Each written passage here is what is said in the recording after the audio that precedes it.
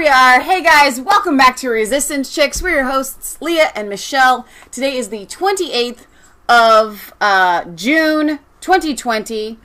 Two of our very best friends in the whole wide world, it's their birthday, so happy birthday to Caitlin and Catherine today.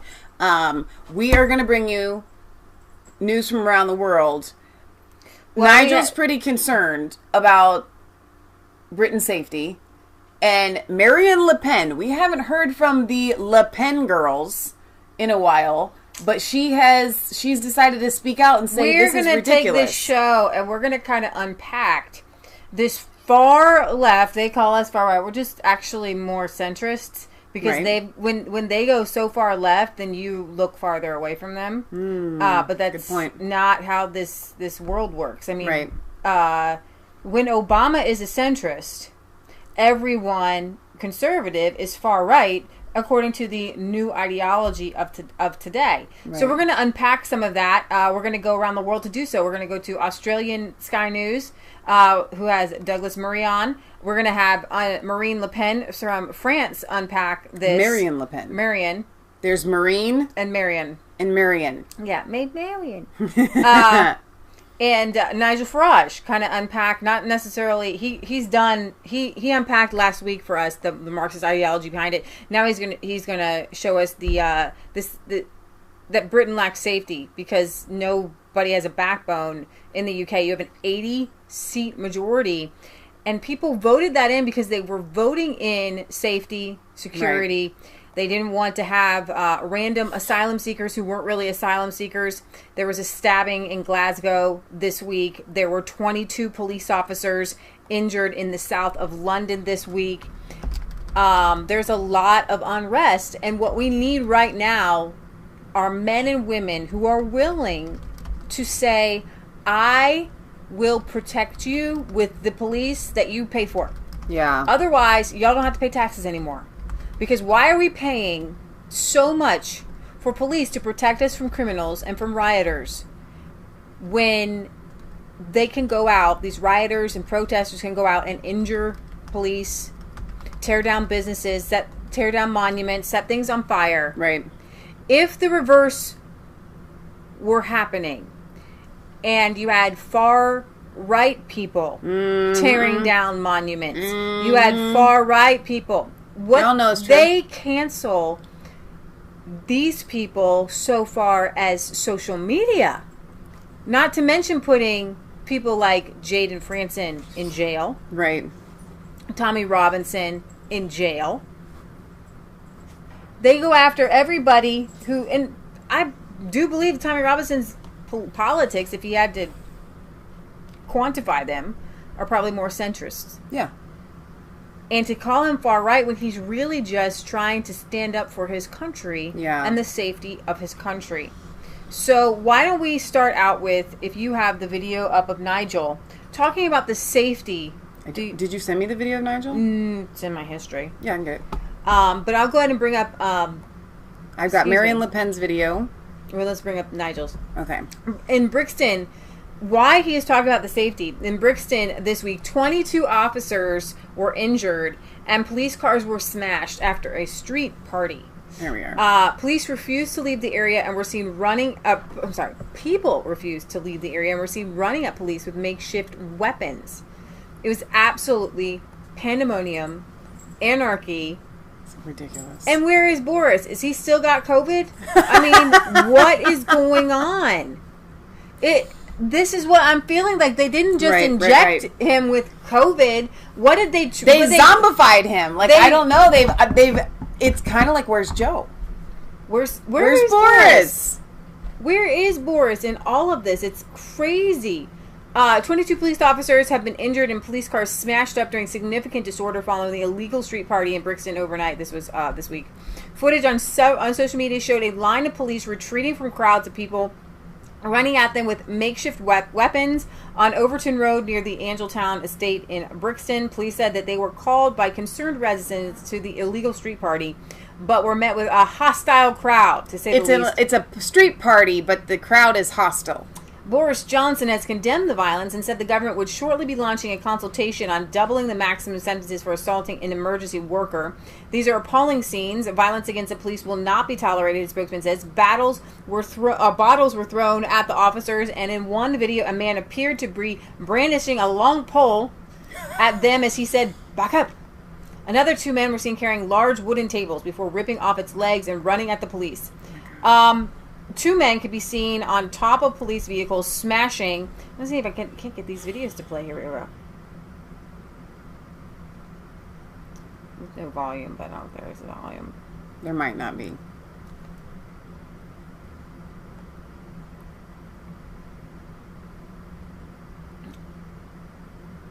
And no mention in this article on their race, because race only matters when someone is injured by police. Race does not matter when they are injuring the police. So Just Barry tells FYI. me, Michelle, in Brixton, everything is hostile. So is it like so it's South London, it's like, South London! Like, is it like, where, like, shady characters After the police had hang gone, out? footage showed some of the crowd fighting each other, because, you know, when you get a little high on anger and hostility, you just want to take it out on anybody. None of the officers were seriously injured, but 2 required hospital treatment. 4 were arrested for assault and public order offenses, and they remain in police custody. Priti Patel called the incident vile. Yay for you. I mean, what are you going to do? What are you going to do? She tweeted, "These are utterly vile scenes.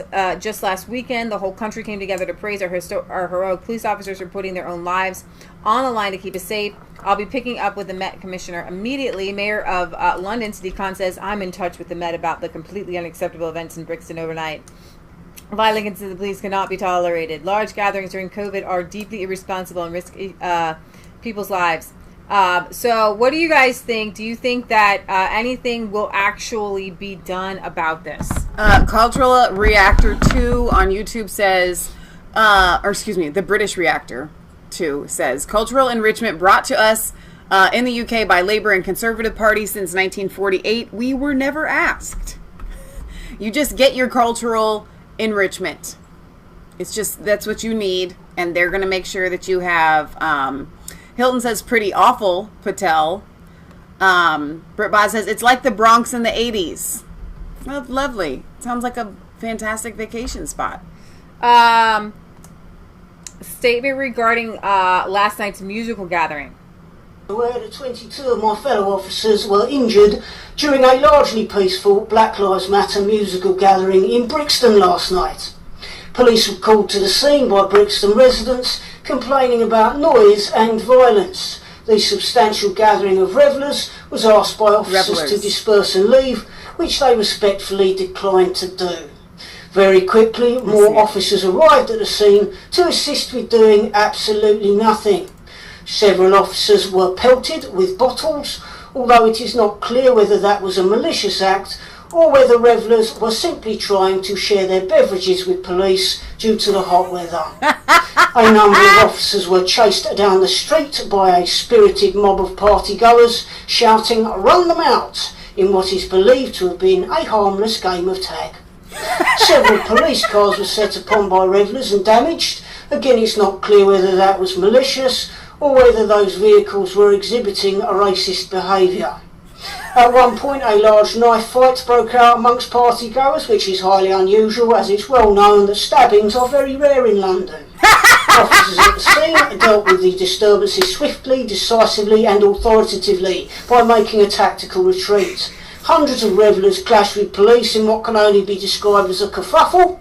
4 individuals out of those hundreds of revellers have subsequently been arrested in what we can all agree is a fantastic victory for law and order. To be very clear, this gathering was unlawful, a risk to public health, a contravention of coronavirus restrictions, but we let it happen anyway as part of our ongoing efforts to avoid accusations of institutional racism. No doubt the episode will be depicted in the media as a riot, but rest assured, police at the scene were in control of the situation at all times. On behalf of myself and my colleagues, I would like to remind you all that police officers are not punch bags. Punch bags can't run away. Oh dear. So hang on, I don't know if it's coming through very well, but this is a fake police drawn on thing there. I'm totally retweeting that for you all. Oh that my was gosh. really great. I was trying to actually come up with need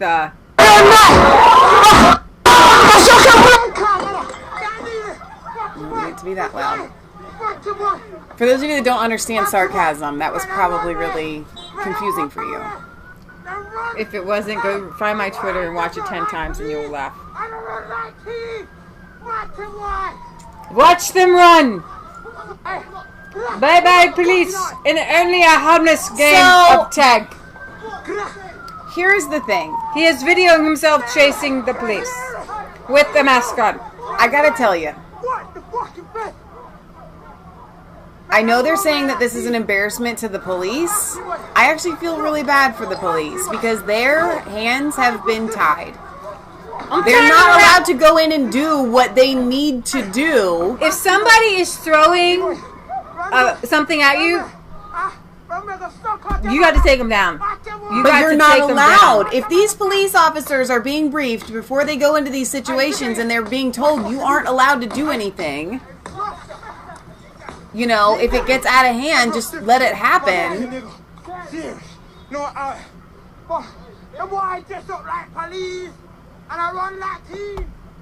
know?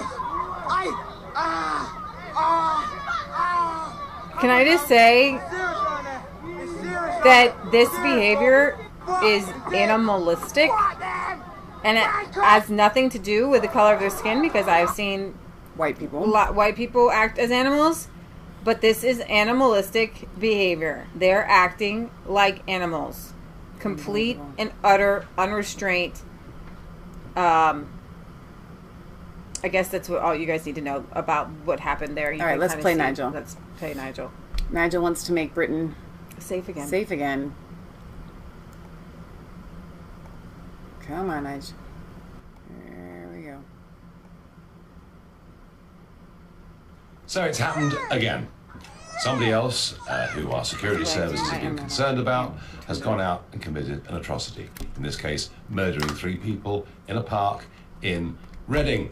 And we hear, why aren't the security services doing more? Well, they've got 3,000 people on their very, very high priority list, another 30,000 that they're concerned about. And I guess the real truth is that unless we treble the size of our security services, there is a limit to what they can do. But that's been one of the big debates that we've heard today. Another big debate, of course, is the media favourite about mental illness. They're very, very keen, as quickly as they can, to say this was about mental illness. They don't really want to talk about jihadism or any other potential problem. And in response to it all, what do we get? We get the Prime Minister saying that we must look at this and we must learn some of the lessons from this. How many times have we heard that from Home Secretaries and Prime Ministers over the years? Well, let's just look at this. This young man entered the country illegally in 2012. He came from Libya.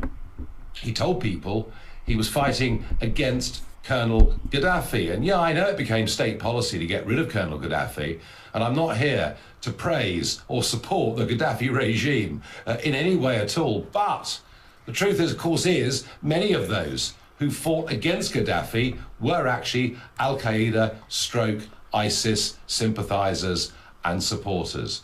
There were no grounds to give this guy asylum, no grounds to give him refugee status, and yet, after 6 years of being illegally in the United Kingdom, he was in 2018. Starting out with the Glasgow stabbing, so I want to give people a background. But we still need to make Britain safe again. We're getting all these stabbings. So there was a huge Refugees Matter rally in Glasgow.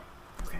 And then shortly after that, a couple days or something, there was a stabbing. Right. Now, the suspect in the stabbing in Glasgow, Scotland, was a Sudanese man who had complained of being very hungry at the hotel, which was housing him and other asylum seekers during the coronavirus lockdown. Now, I had heard, and as Nigel had just said, I'm not sure which one it is because, let me see.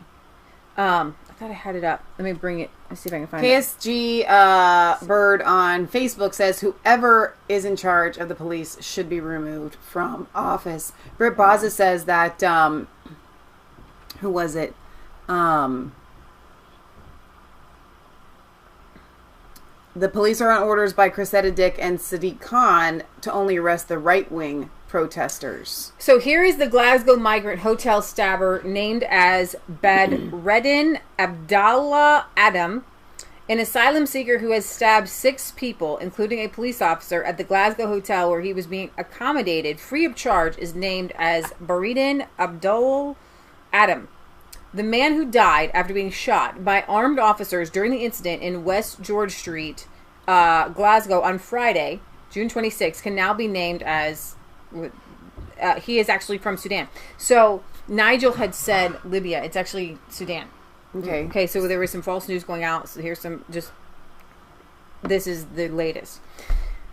Police Scotland will continue to investigate the circumstances surrounding the incident in Glasgow. The police discharge of firearms resulting in a fatality will also continue to be fully investigated. Both of these inquiries, which take place under the direction of the Lord Advocate, are ongoing, and it would not be appropriate to speculate about either of these events. But this is the picture of the knife attacker. Asylum seekers in Glasgow were moved into the Park Inn by Radisson and other hotels with the onset of the national coronavirus lockdown. The taxpayer-funded spending money provided to them was cut after the move, due to the fact that hotels were providing their internet access, 3 free meals a day, and laundry service, among other services. Sounds like a vacation. The so-called rights campaigners said the migrants, whose asylum claims were supposedly based on a lack of security in their homelands, and presumably the many safe countries many will have passed through en route to Britain, were unhappy with the arrangements, however. For example, Akko Zada of Kurdish Community Scotland claimed that Abdallah Adam had complained of being very hungry prior to his attack, adding that the asylum seekers at the hotel were fed 3 times a day, but people were complaining at getting the same spaghetti and macaroni and cheese all the time. It wasn't culturally appropriate for them. Migrants were also reported to be unhappy with the limited Wi-Fi at the hotel. And so then the this is a further is that I think that's the same one. Okay. So I've got 2 people here in the chat, Hilton and Stuart the Brit, that said that 3 of the men that were murdered were gay men, and the attacker had said previously that he hated gays, and in his country they would be beheaded. Okay. So there is that. So back to Nigel. Yeah.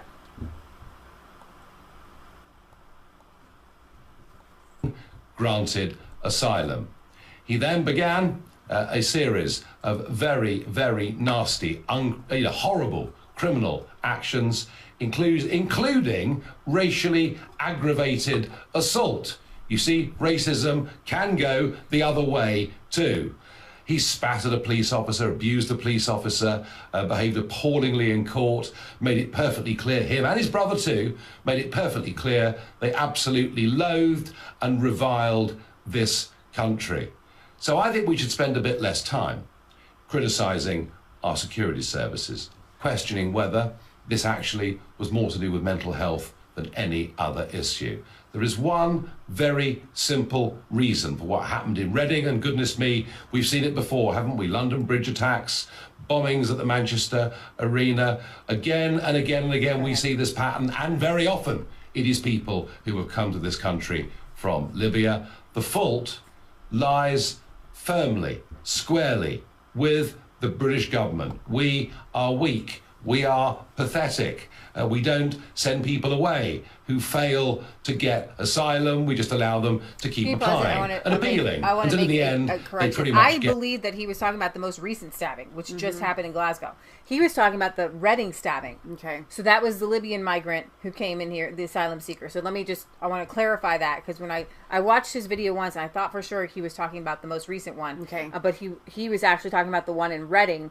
The UK counterterrorism has has charged 25-year-old man with 3 counts of murder and 3 counts of attempted murder for stabbing attack in an English park that killed 3 men a week ago. British prosecutors authorized... We covered that. We did. I'm just going to go over that they've been charged. British prosecutors authorized the charges filed Saturday against Kahari Sadala of Reading. The attack happened on June 20th at Forbury Gardens in Reading, a park in Reading. And Britt Baza says, Michelle, the 3 men who were killed that were gay, they were in Reading and not Glasgow. So a town of 200,000 people, some 40 miles west of London. The 3 victims' friends were identified by police. And I wanted to make this differentiation. We are talking about 2 separate terror attacks in a week. Right. One in Glasgow, and where the shooter or the stabber, knifer, what do you call them? The stabber? The stabber, the knife wielder. Yeah, they do say that. Mm-hmm. Where the knife wielder was shot and killed. Right.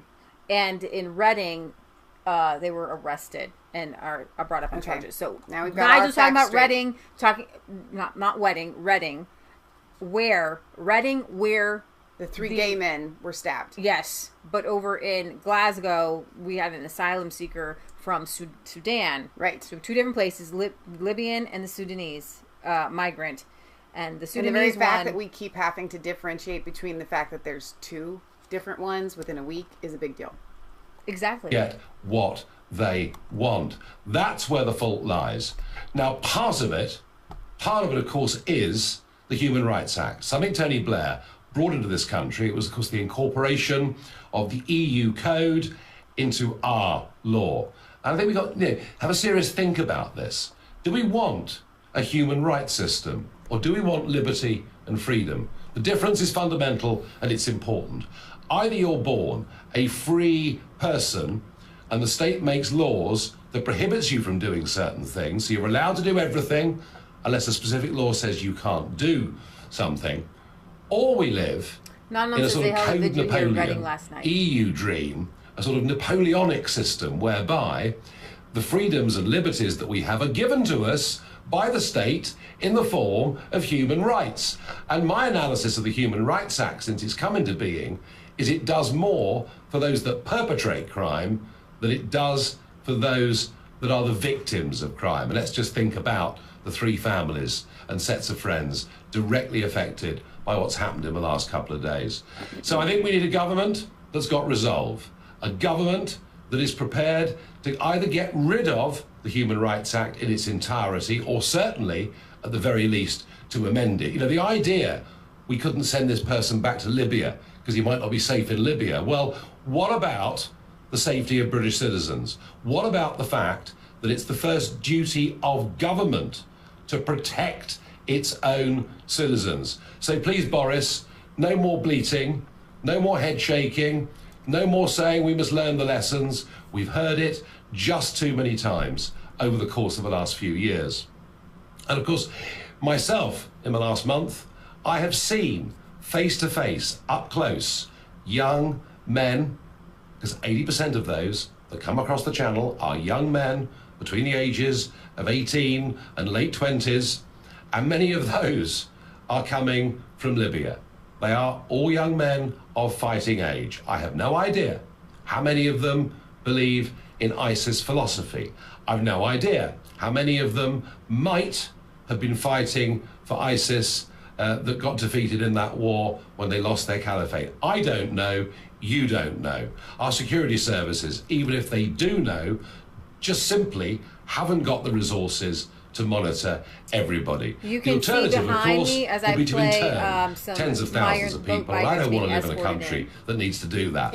Far more sensibly is to say we will not allow a single person that comes to Britain illegally, if they've transported here from a safe country, going right back to the 1951 Geneva Convention declaration on where somebody should claim refugee status. We've got to make it clear that nobody that comes here illegally will be allowed to stay.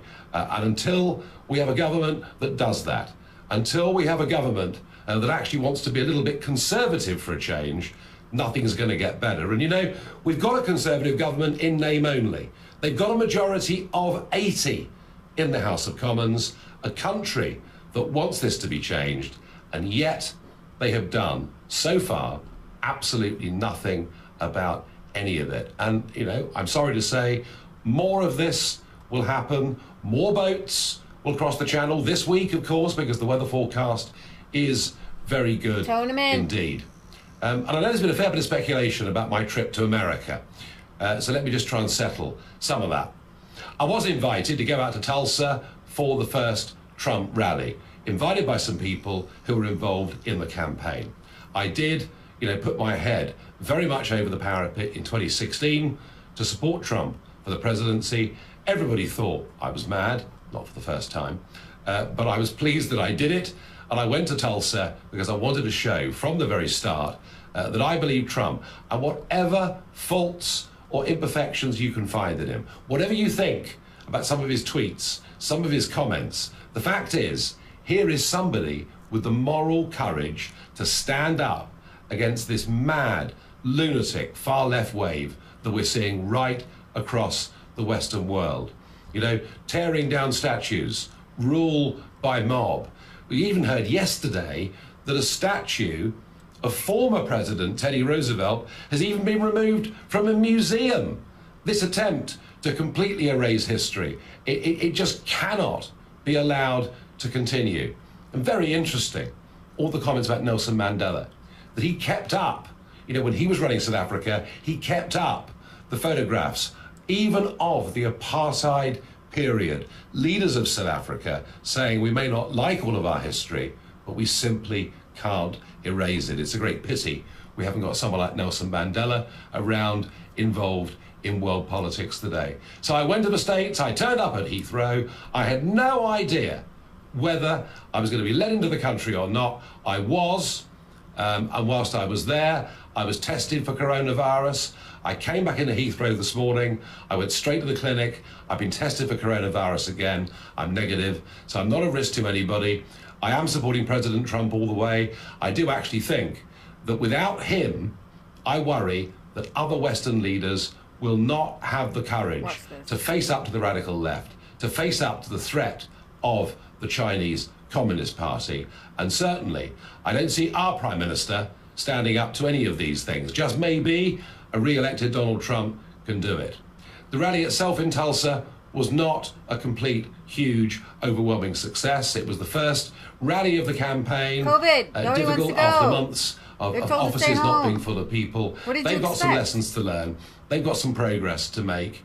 But I still very much believe, whatever the polls say, that Trump can still do it. The idea of Biden becoming the leader of the free world, given that he can barely string a sentence together, and given that he would effectively be a puppet of this new radical left, is just too much to contemplate. Okay. So back to the start.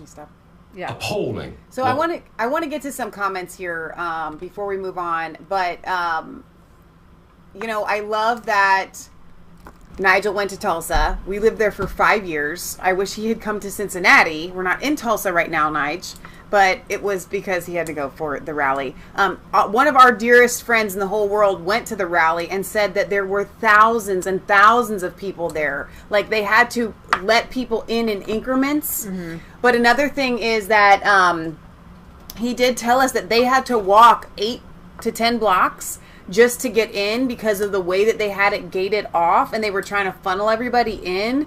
And he said, I can imagine a lot of people probably turned away because of that. And so there would have been a lot more people there. So let me back up here because there were a lot of really good comments as Nigel was speaking there.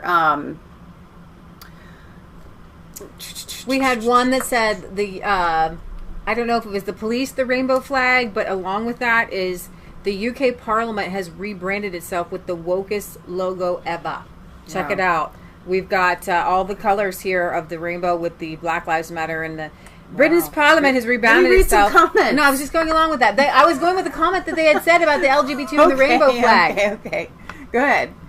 Britain's parliament has rebranded itself with possibly the wokest logo ever, a rainbow flag which invokes simultaneously the racial harmony of South Africa and quiet dignity of Black Lives Matter, the modest restraint of the transgender movement and the subtlety of the LGBTQ, and the scientific and economic integrity of the Green Movement, all in one multicolored vomiting splurge of rainbow-hued diversity.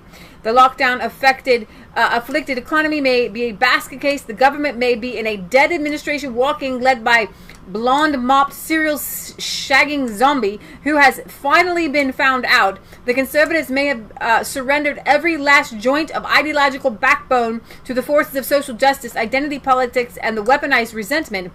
But never let it be said that if you were a gay, transgender, BLM supporting unicorn who was also an activist for Extinction Rebellion, that this isn't exactly the logo you would have chosen to rebrand Britain. Wow. That's what they did during the lockdown, was to get a new parliamentary logo, and with an 80 majority conservative in the parliament. What the heck? Go ahead. That's embarrassing. Okay. Nom Nom says, just be mindful, Brits. It happened in my small town. No town is off limits. Nowhere is is still safe. Like, it's anywhere you're at, you're just not safe anymore. Let's see.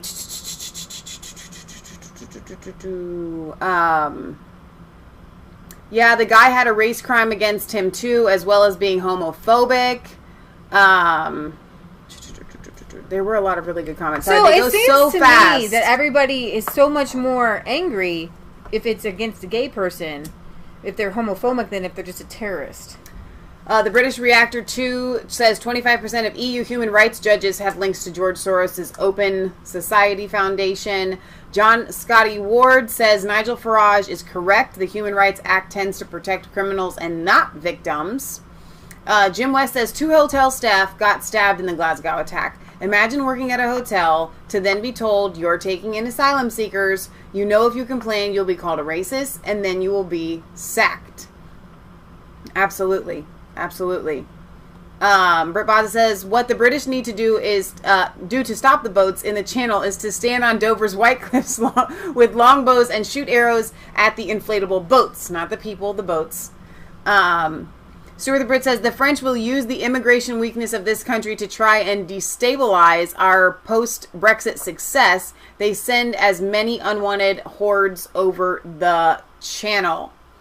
So I wanted to get caught up on some of the comments because you guys leave them, and I especially love the comment section of the Sunday show, because I know that you guys show up from all around the world, and especially from the UK. On Periscope, Refocus Zone says, just last week an Antifa mob marched through Glasgow chanting all cops are BASTARDSs. That sounds great. Britain needs Trump. Biden would put Germany over the UK, says Nigel Farage. Nigel says he's ready to fight the establishment. Good for him. It was, he says, it was Saturday, February 29th, 2020, then I got to spend some time with President Trump. It did happen, although quite a big wobble, wasn't there, with Theresa May, who did her best to water it down so much that it would have been Brexit in name only. So I'm very proud of the fact that we got the Brexit Party up and running in a few weeks, smashed the establishment in those European elections, and without that, we would not have left on the 31st of January this year. That was a great moment, but there is still more work to be done. Now, we very much demanded that there was no extension to the transition period, which runs out on the 31st of December this year. And the government have said there will be no extension. So far, so good, you may think. However, we've now got to find out what the deal will be. And whilst I have great confidence in David Frost, our chief negotiator, who I think is doing a brilliant job, the problem is the cabinet and the Conservative Party. Most of them, of course, never really wanted Brexit anyway. We don't know what's going to happen, but rumours just over the last few days coming out from within Downing Street that they could be prepared to settle for us staying aligned to EU rules, but say it's okay because we can leave them at a future date. That would be Brexit in name only. We'd still be in the EU rulebook. We'd be hampered doing trade with the rest of the world. We would not be genuinely an independent sovereign state. So look, even after all this, we've still got to be prepared to fight the establishment again. And they need to know that if they let us down, if they fall at the last hurdle, there'll be a massive price to pay. Keep the faith. Let's hope we don't need to fight this battle again. But if we have to, do you know what? We will. Wow, good for Nigel. But it did happen. Bill Burnett says there were, back to the Tulsa thing, there were over 1,000 demonstrators blocking the single entrance to the Tulsa rally, and many were frightened away. Otherwise, it would have been overflowing. The Democrats did not want this rally to be successful. Our birthday girl, Catherine, says, rainbow doesn't mean LGBTQ. Rainbow means God promises not to flood the entire earth very, again. very good with Don't the let them steal our symbols. Here's the deal, and I've said this from day one. The debauchery and including homosexuality and a lot of really bad things that were happening at the time that God said, I have to wipe the earth clean, right? Okay? Has to do with homosexuality, right? I personally believe that the reason why they chose the rainbow is, how do I say this nicely? Because I want to say it's like an F you to God, but what it really is, it kind of is. They're literally saying to God, you said you can't touch us again. And that's why they use the rainbow symbol. You said you'll never do this again, so ha ha ha, we can live like this, we can do whatever we want. So it seems like a happy thing for them, but really it is the most vile way you could take the rainbow. Yay, here we go. We're off of YouTube tomorrow. Kevin Hurley, former detective chief superintendent, says the combination of hot weather, the inflammatory powder keg stuffed with Black Lives Matter, and the completely false narrative portrayed by the mainstream media led to the incidents in Brixton where a number of police officers were injured. He said police officers adjust their behavior to the population they are policing, telling Dan Wooten that whenever black people are stopped and searched, you immediately get pushback, attitude, and hostility. Mr. Hurley added that the police officers therefore have to take a very assertive position to control the situation because you don't want to get injured. The former police officer said police chiefs need to speak up about the real need for societal change and help and support black people to get their place in society. Commenting on the death of George Floyd, he said the American officer in question had a duty to care. Wow. Now, some have jumped up and said last night's events undermined the Black Lives Matter movement, but last night's event had nothing to do with BLM. It was rather the first and drop into a knee call for this week's Spectator magazine, saying to set out these events that were going to erupt in Brixton. But it seems so appropriate given much of what you said.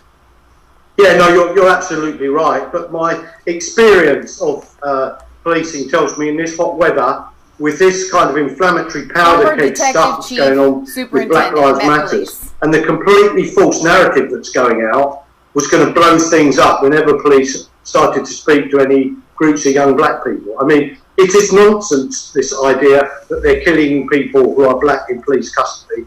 Last year, 16 people died in police custody in the UK. Only one of them were white. Last year, the police shot dead 3 people in the UK. Only one of them were black. Only one of the 16 who died was black. Got it. Yeah. Last year, out of the 3 people who were shot dead by police last year, only one of them were black. So it's absolute nonsense, because actually white people are being killed or dying disproportionately in police cells if you do the numbers, because it's quite wrong. So, you know, there's something going on here which is exploiting the sense of anger, the sense of anguish of people who've had a terrible heritage, being taken away from home into a life of wicked slavery, beaten, dreadful, dreadful life. And then... Okay.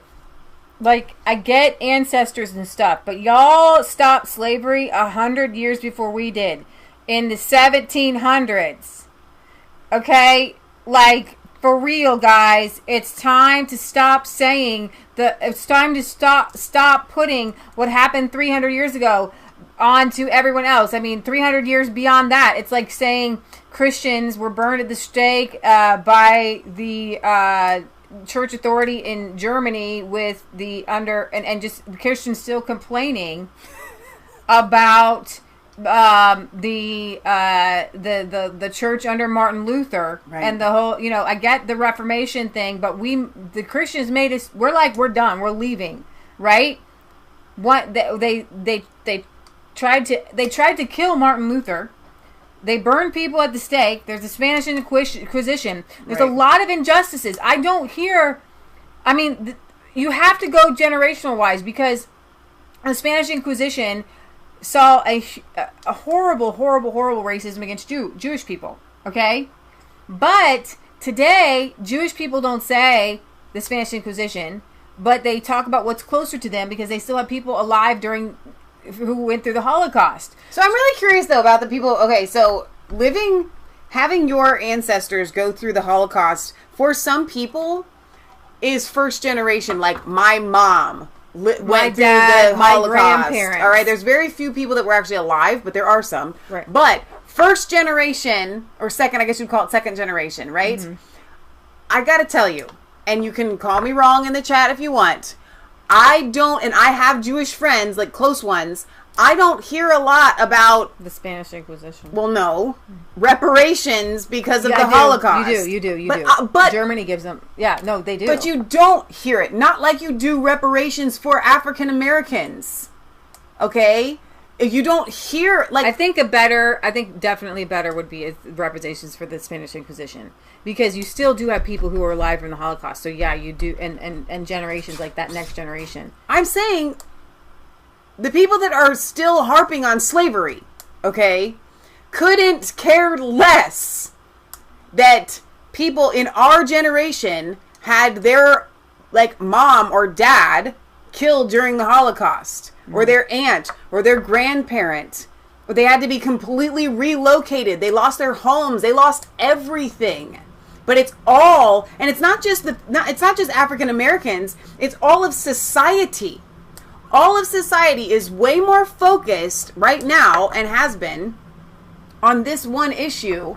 When if we really wanted to make reparations for something that was horrific, we have people that are literally affected by it today. But you know what? Most of those people, those Jewish people, have moved on. Like, they are living life and they are happy. But you know what? You would have people on this side, but it doesn't matter because they were white. You're right. I have Jewish friends who are not outside with signs saying, and whose grandparents were in the Holocaust. They're not outside saying, Jewish lives matter, I want reparations. Yeah. Of course, coming over to the UK in the 50s, the grandparents, into what was effectively a post-colonial society, where people looked askance at black people, no blacks here, or dogs or Irish, for example. And of course, the police that dealt with them in those days were ex-servicemen from the war and from the colonies who would have had the same kind of views that British society had on black people. Well, we've changed from then. But of course, that narrative is still played out and exploited by lots of people. And the net result of it is that nearly 100 black males die every year in the UK now from murder. And we've only got 750 people getting killed. That's including all the white people, Asians, Chinese, whoever gets killed. There's a huge problem with the tiny number of black males who live in the UK, that so many are dying. And what I'm saying in that article is, because the police have learned that whenever they deal with black people, it's going to be hostility, that they're going to be criticised, they're going to get complaints, they're going to be surrounded, they can never do the right thing. A lot of them are voting with their feet and deciding not to stop and search black people. In fact, let black youths get on with it, which is a tragic shame, because lots of black mothers are now losing their sons to the knife or the gun, or life imprisonment when their offending sons get sent to prison. We have got to get upstream of this problem and help to change the balance, the way in which people live, help with the parenting, help with the one-parent families when the children are young, so that the kids don't keep going off the rails like this. But we've also got to speak up for the police and defend their situation. Most cops are not racist when they join the police. And if they were and spoke about that, they'd never get in, and they'd be chucked out if they were found out. But what happens is they adjust their behaviour to whichever population they are policing. And if whenever you stop and search black people, you immediately get, frankly, pushback, attitude and hostility, you tend, even if you've got the patience of a saint, to take a very assertive position, because you have to control that situation, because you don't want to get injured, you want to go home. I mean, that's what we're really facing here. So police chiefs need to speak up about the real need for society to change. So you can bring that up. I did. I was going to. Because Jim brought it up. Jim West brought this up, and I had seen this tweet earlier myself. I don't know who sent it to me, but on the Black Lives Matter UK page, they have a blue check mark here. I want to show you guys this. They are tweeted incredibly out today. anti-Semitic. So what he said is they're not. Listen, of course, because they support. They are anti-Semites, right? Mm-hmm. They're pro-Palestinian.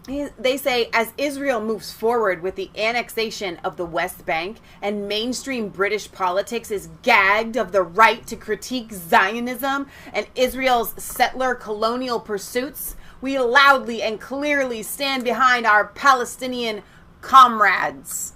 Free Palestine.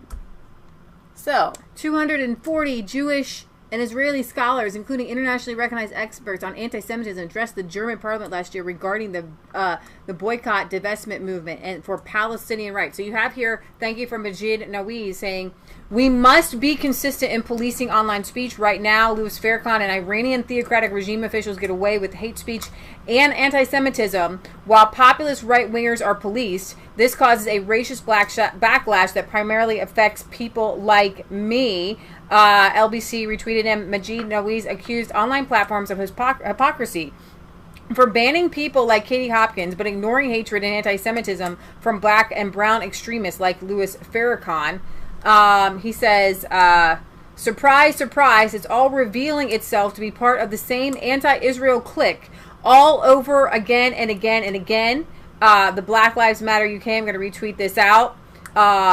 They're totally anti-Semites. This is a really weird thing. But he says, thread, causes I sympathize with but are hijacked. Stop the War, Occupy, women's movements, Labour Party, BLM. The left warns the right to guard against far right, but is generally abysmal at guarding its own left flank. My view after we defeated Hitler with the aid of totalitarian Soviets, our societies never really gained emotional closure from communism. It became taboo to be a Nazi but not a communist who claims to speak for the people while leading us like Pied Piper to ruin. Thank you, Majid. Nazis were defeated and routed, while after the Cold War, did it ever end, communists, especially in the Western Europe, were integrated and appeased. I have goosebumps. Thus began the long march of deconstructionism, which, like every idea is in moderation as merit through our institutions. Controversially, the long march of our university class relativists led to leftward institutional drift while becoming disconnected from people's needs, creating precisely what institutions seek to avoid: extractive institutions, exploitive and divorced from the people. Once institutional drift sets in, institutions growing out of touch, it creates a vicious cycle as demands for reform grow louder by the left, in turn creating fiercer attempts to resist by the right.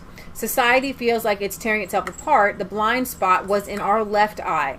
These tensions can be resolved through a bit of pragmatic wisdom and inclusivity, and in fact can make us stronger, but they are ripe for exploitation by foreign powers. So now back to communism.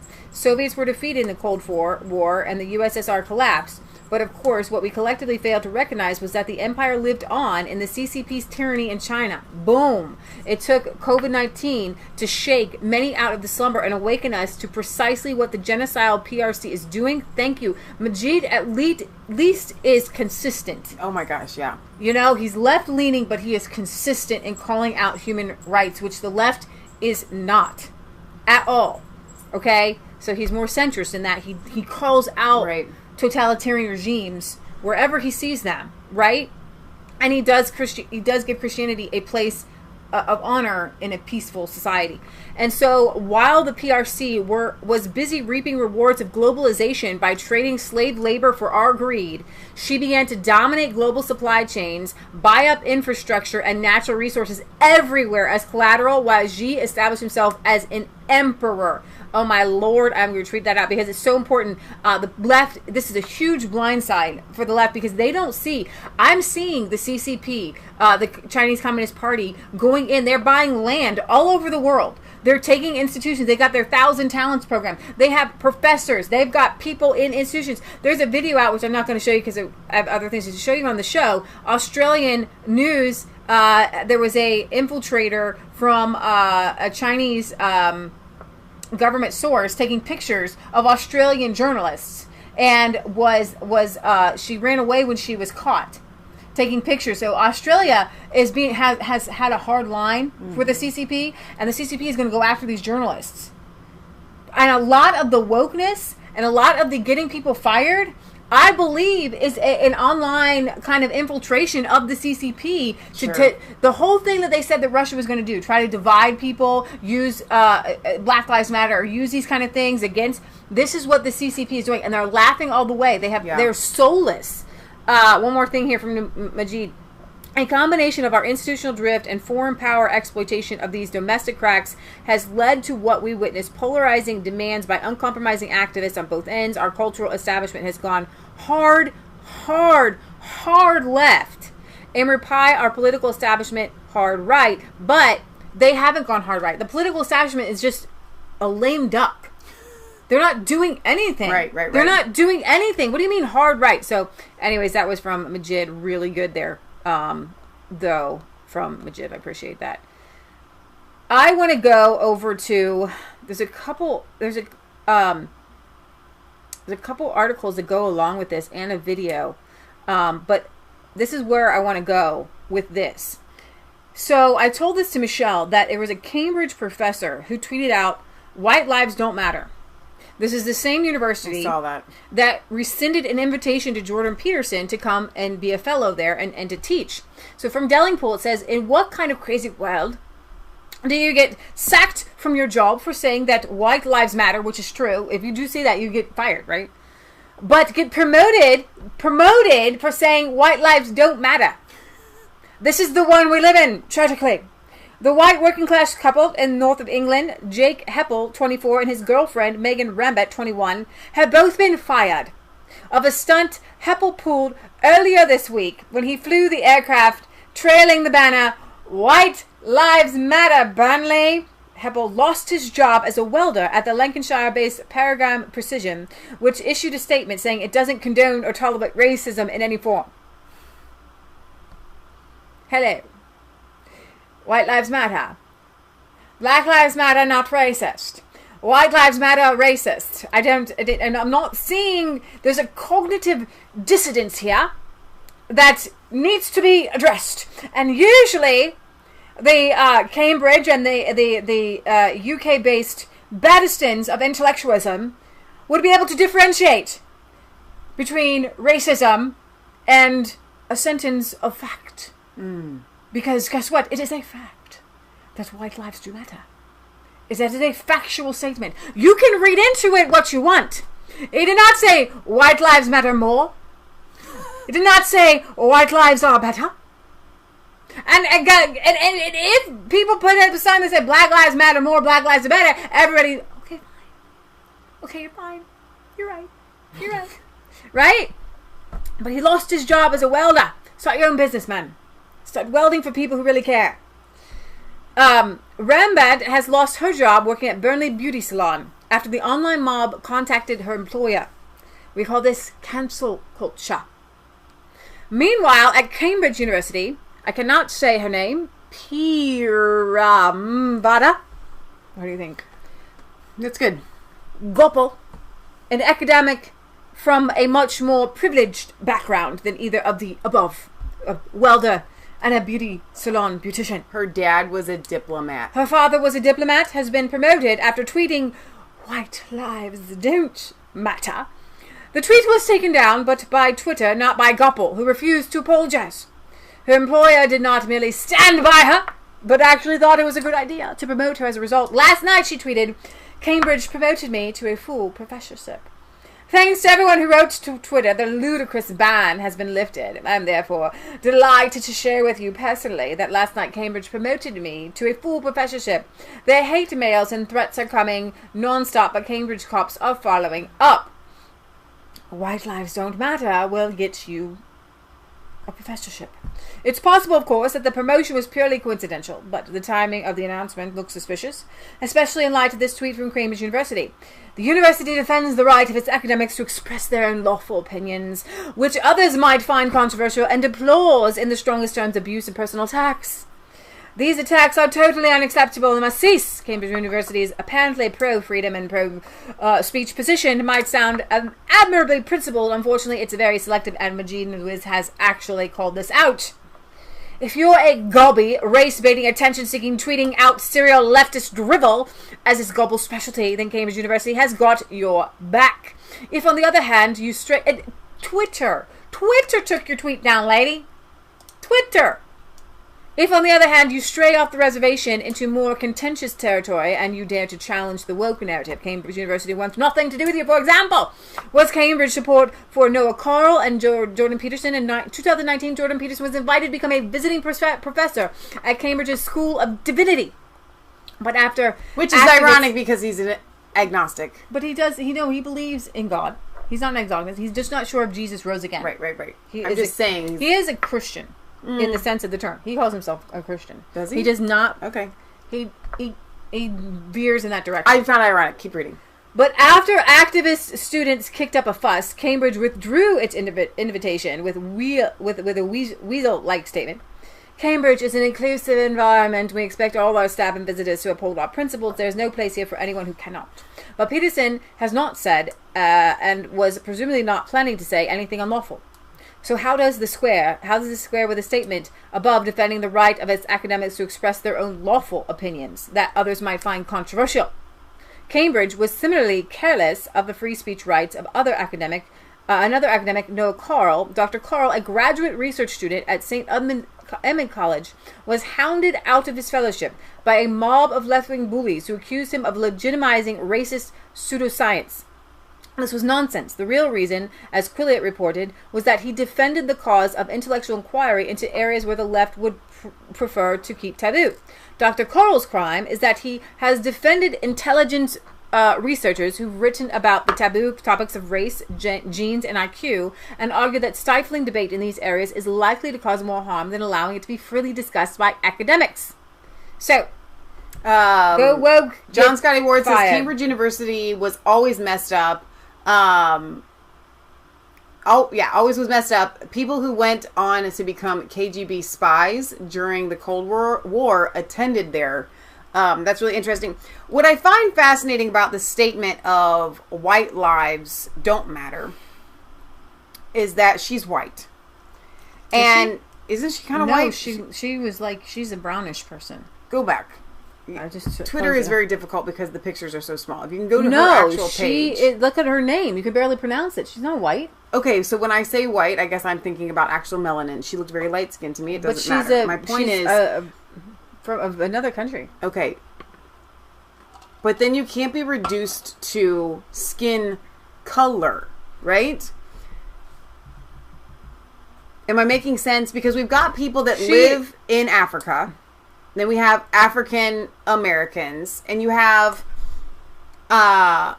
so many different colors of the rainbow. But what they're really trying to say is not that white lives or black lives. They're talking about westernized European type lives. But that, regardless of that, when she says this, okay, here we go. All right, no, so you're right. She's definitely brown of some sort. Okay. Like Indian or something. When she says this. Or is she Asian? Let's just go with Asian of some every person that she knows in her life that is white. Right? They don't matter. They don't matter to her. So she has now made a statement. She says, she retweeted, in order to get to being able to say all lives matter, we need to value blackness first. Right. But she has now made a statement, a blanket statement, that says to everyone in her life that is white, because I'm sure she does have white people in her life that she quote unquote cares about. And she's saying, I don't care about you. I don't care about you. You don't matter. Yeah. You do not matter. Your life does not matter. You are not valued by me. You know what I mean? Mm-hmm. And it's heartbreaking to see someone reach that depth of being dehumanized. Yeah. You know, I mean, there's no life behind your eyes. And to take it a step further, when you say that someone's life doesn't matter, it's very Darwinian. It's very survival of the fittest. It's very, you should just die. You don't matter. I think she's Indian, but yeah, I get what you're saying. I understand what you're saying. If I was white and I was in her life, I would be deeply hurt, regardless of my political. Even if I believe with her on every other issue, I would be hurt because then you're just saying I don't matter. Right. I shouldn't even. When you tell someone that they don't matter, you're telling them that they shouldn't even exist. Yeah. It almost translates to why don't you go yourself? Yeah. Yeah. No, you're absolutely right. You're absolutely right. So with that, let me go over here to the leftist craziness, and we'll let Douglas Murray kind of talk about this far left ideology here. Let me see. Is he going to come on? Very good to be with you, and sorry not to be able to be with you in person this time. Ah, well, I'm sure you would. It's going to be there. It's going to be there. It's not there. It was just there. There it was. I saw it. No, it's already there, and then it went somewhere. Well, I'll just pull it up over here. Yeah, go ahead. I'm not sure what's going on. Bear with us, guys. I wonder if another one will play. Nope, I've lost all volume. Is this it? No, the Douglas Murray one. I just played it. Go up. I know. There it is. Far left. This one. Yeah, this one right here. No, this one. I just clicked on that. You said no, that wasn't it. That's the one where I was pointing at. Okay, you want to fast forward. Hang on, I gotta get to the screen share here.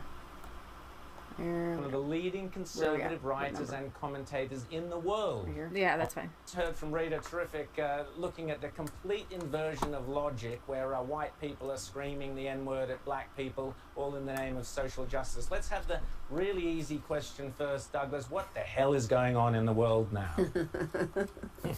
Well, it's several things. I mean, we have to sort of acknowledge that in part, this must be some kind of reaction to the lockdown, or what everyone's views on that there has been this sort of feeling in every country where there's been a lockdown that, people are going to let off energy. And, at such times you discover what the sort of sacred causes are of the time. In the UK, we had lockdown in order that we protected the National Health Service. But actually, the Black Lives Matter movement basically broke the lockdown for everybody because it was made clear that there are some causes even more important than the NHS in the UK. So what we're seeing is a sort of assertion of what the absolutely core values of our societies are, or think that they are. And in most of our countries, the one that everyone can agree on is anti-racism. The big problem is that the Black Lives Matter movement isn't just an anti-racist movement. It makes all sorts of assertions about our societies, which I think our societies cannot go along with. It makes all sorts of demands, which we just can't go along with. And the main thing is, and we saw that in these extraordinary clips that you've just shown, the main thing is people who have downloaded into their systems a totally false idea of the societies that they live in.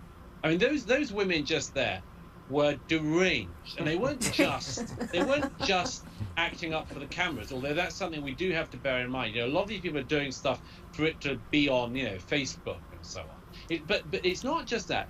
They are deranged because they have an idea about the country they are in that is false. It isn't the case, as people have just asserted in recent weeks with just enormous ease, that the American police just go around killing black people whenever they like. It's just not the case. There are all sorts of problems with policing in the US, but it's not the case what's being said about the US. And it certainly isn't the case that you can take a specific criticism of the US police and use it to claim not only that the British police and the Australian police are racist, but that our entire societies are based on bigotry. It's just not the case. So these people are railing and screaming and frothing at the mouth about something that is not true. Rita. Well, where does this intellectual dishonesty come from? Because a lot of these protesters, a lot of these activists are educated. I would argue they're educated but largely ignorant. But yes. Where does this vacuousness come from, where they just seem to be bereft of facts and perspective? Well, I mean, you quite rightly point to the fact that these are people who, to some extent, have been educated into imbecility. At some cost to their parents or to the state, they have gone to universities that have made them stupider by the time they come out than they were when they went in. They've imbibed a whole set of jargon. I've written about all this in The Madness of Crowds. I had to read this gunk. And the central texts that these people rely on are so flimsy that they should be laughed at. Texts like that by the white woman, Robin DiAngelo, called White Fragility, that now goes everywhere. Yeah. This does an enormously dishonest move, and this is the move. It says white people are all racist, and so incredibly racist that they just can't not be racist. Now, a white person who says, hang on a second, I don't think I am a racist, is then accused of white fragility. So the white fragility is an explanation of racism. So what we have here is a game set up for everybody to lose, and we can't play the game. Ben Patterson says, I am black, and I despise the term African American. I am an unhyphenated American. I am red, white, and blue. Well said, Ben. We have to identify that's what's going on. Douglas, just quickly before James asks you something, we're going to be talking to Lawrence Fox shortly later in the show, and he was a victim of precisely that. He stood up and said, no, I'm not racist, and Britain is not a racist country, and look what's happened to him. You've written about that.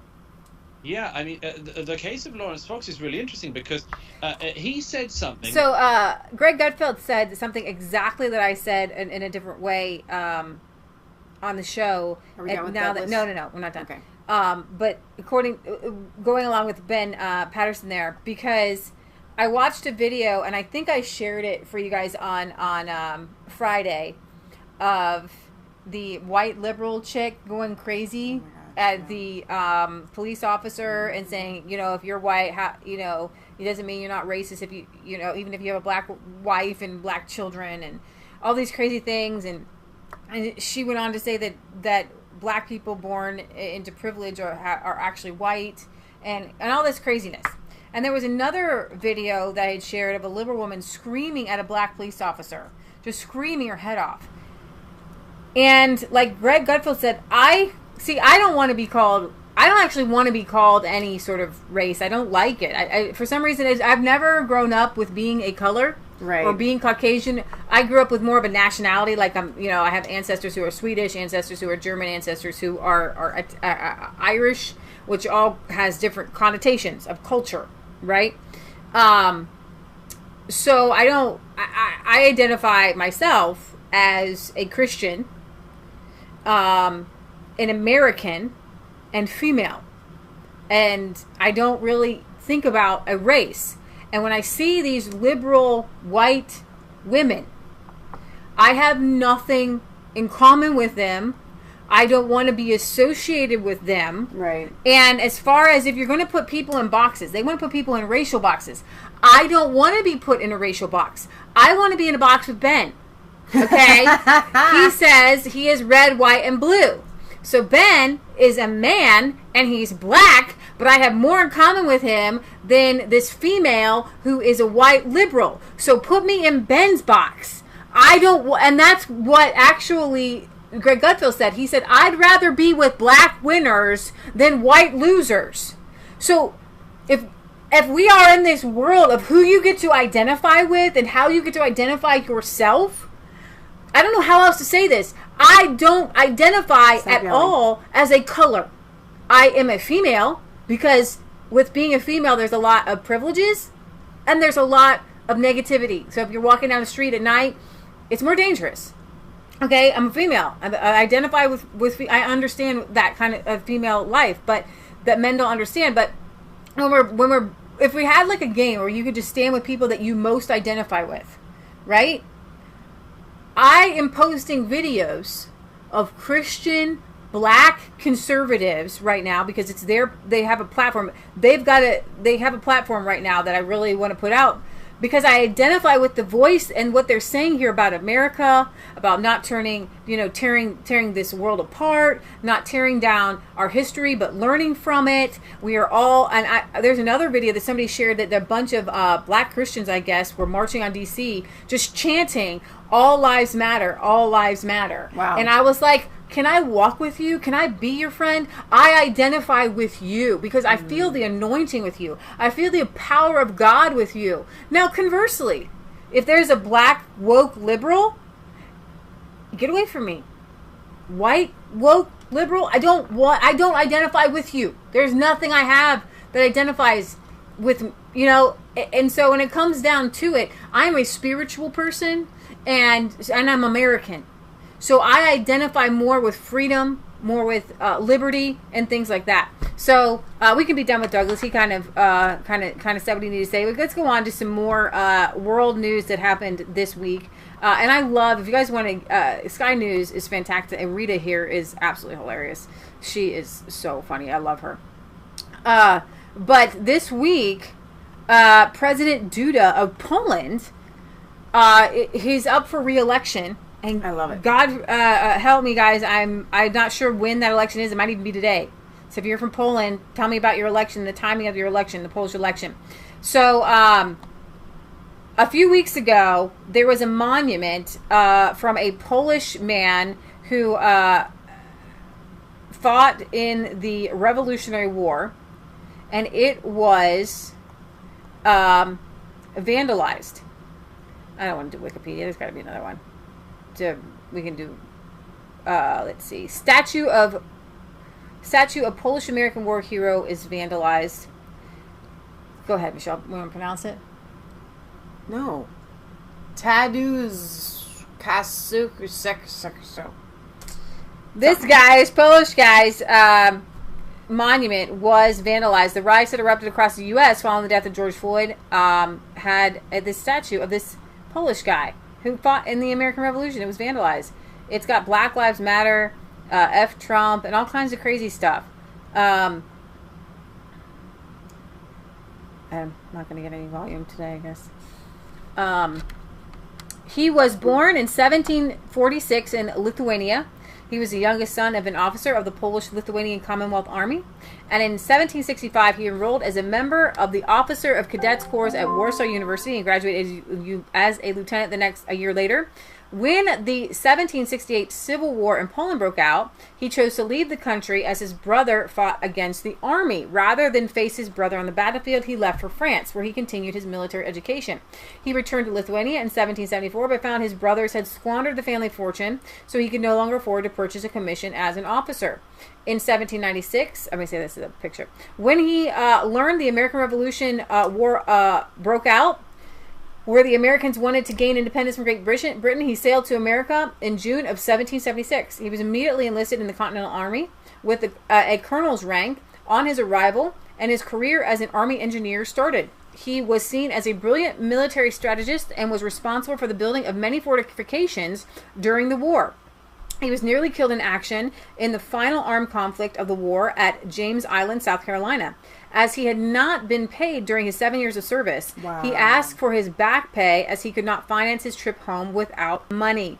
Congress had promoted him to the rank of brigadier general, but still no payment was forthcoming. Eventually, in 1784, he was paid $12,280 and given the right to select 500 acres of land if he chose to settle in the U.S. He returned to Poland and was commissioned as a major general in the Polish-Lithuanian Commonwealth Army.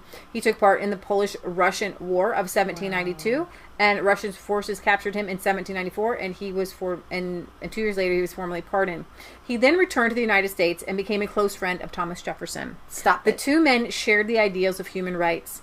He left a will with Thomas Jefferson in which he dedicated his assets in the United States to be used, look at all this, to be used to buy the freedom and pay for the education of American slaves. Stop it. He left his fortune to buy the freedom and pay for the education of American slaves, and they desecrated his war memorial. He fought, and then he returned to Europe, and he died in 1817. Jefferson said they are a mob. Oh my gosh, exactly. Jefferson said that he was unable to execute his friend's will due to his age and the complexities associated with executing the will. The will was submitted to the American Supreme Court 3 times. Each time there were problems, as the draft of the wills that postdated the American will. Unfortunately, none of his money ended up where he had wished. It did, however, get used to found a school for African American children in Newark. Wow. This is when they so amazing. Wipe history away. So our friend Catherine was telling us yesterday that she's reading Daniel Defoe book about the plague, and she was hoping to submit it for. This is President Duda paying honor this week to that memorial. Wow. Hang on, that was before it was defaced, or did after they cleaned it? They cleaned it up already. Yeah. That's that fast. That's awesome. And she was saying that even in this Montessori school, if a book is overtly Christian, they can't use it. Because she's trying to help her mom with curriculum and stuff. Well, anyway, what struck me about that is that Daniel Defoe is Last of the Mohicans. Yeah. This is a book that you're allowed to and encouraged to read in schools, but the same author you wouldn't be able to read right in a public school because it's so Christian. Rewriting but it's history. Just history. Right. So what they do when they say we can't allow historical books into schools if they are Christian, is they wipe out Christianity from history. So over and over again, we see with history, the omission of it literally rewrites it. So we have these children that are in adults' bodies going to a monument that they know nothing about and following it like sheep. Wicked Psych says, who voted in these mobs to decide which statues were to be removed? When you don't know history, you are destined to repeat it. And when you don't know history, you are destined to destroy the very thing that you are claiming to be fighting for. History is as large as the target. The justification for its destruction will get more and more obtuse the further away they move along. Well said, 412. Don't try to intellectualize this. They are communists, thus intellectually defective. That's why you have to slaughter them en masse to get free of them. I'm not sure exactly slaughter them en masse. I'm hoping that you mean intellectually, because obviously people can get free from things, and we do not support any sort of violence on this show. Absolutely. So yeah, that's the same as them. Like, white lives don't matter, blah blah blah blah blah, and that's what they feel like they can do. Yeah, you can't fight fascism with fascism. President Trump laid out his rationale while hosting his Polish counterpart at the White House. President Andrzej Duda, who is allied with the ruling Law and Justice Party, was on his 3rd visit to the White House this week since Donald Trump took office. He is the first leader to be received at Pennsylvania Avenue since the pandemic lockdown. Interesting. Hey, Poland, what do you think about that? Wicked Psych says they tore down a statue of an immigrant that lived in Wisconsin who volunteered and died in the Civil War. For such an honor, Trump readily explained that the purpose of his Polish embrace was to spite both Germany and Russia. He confirmed that the planned removal of the U.S. troops from German soil, which he announced last week, and said that some of those units would be going to Poland. And our friends at Make Poland Great Again have been pushing for that as well. Did you ever watch the video that Ivan sent? That he had wanted us to Happy play. birthday one to President Trump. Yeah, but we didn't play it on the show. We're going to be reducing our forces in Germany. Some will be coming home and some will be going to other places, but Poland would be one of those other places, Trump said. He said he would send a very strong signal to Russia. The Kremlin responded that such a move would violate the 1997 Russian NATO Founding Act. Moscow has previously protested deployment of U.S. troops in Poland on a rotational basis. But the American forces seem to be setting up permanent bases. Trump repeated his accusation that Germany was delinquent in its military spending on the NATO alliance.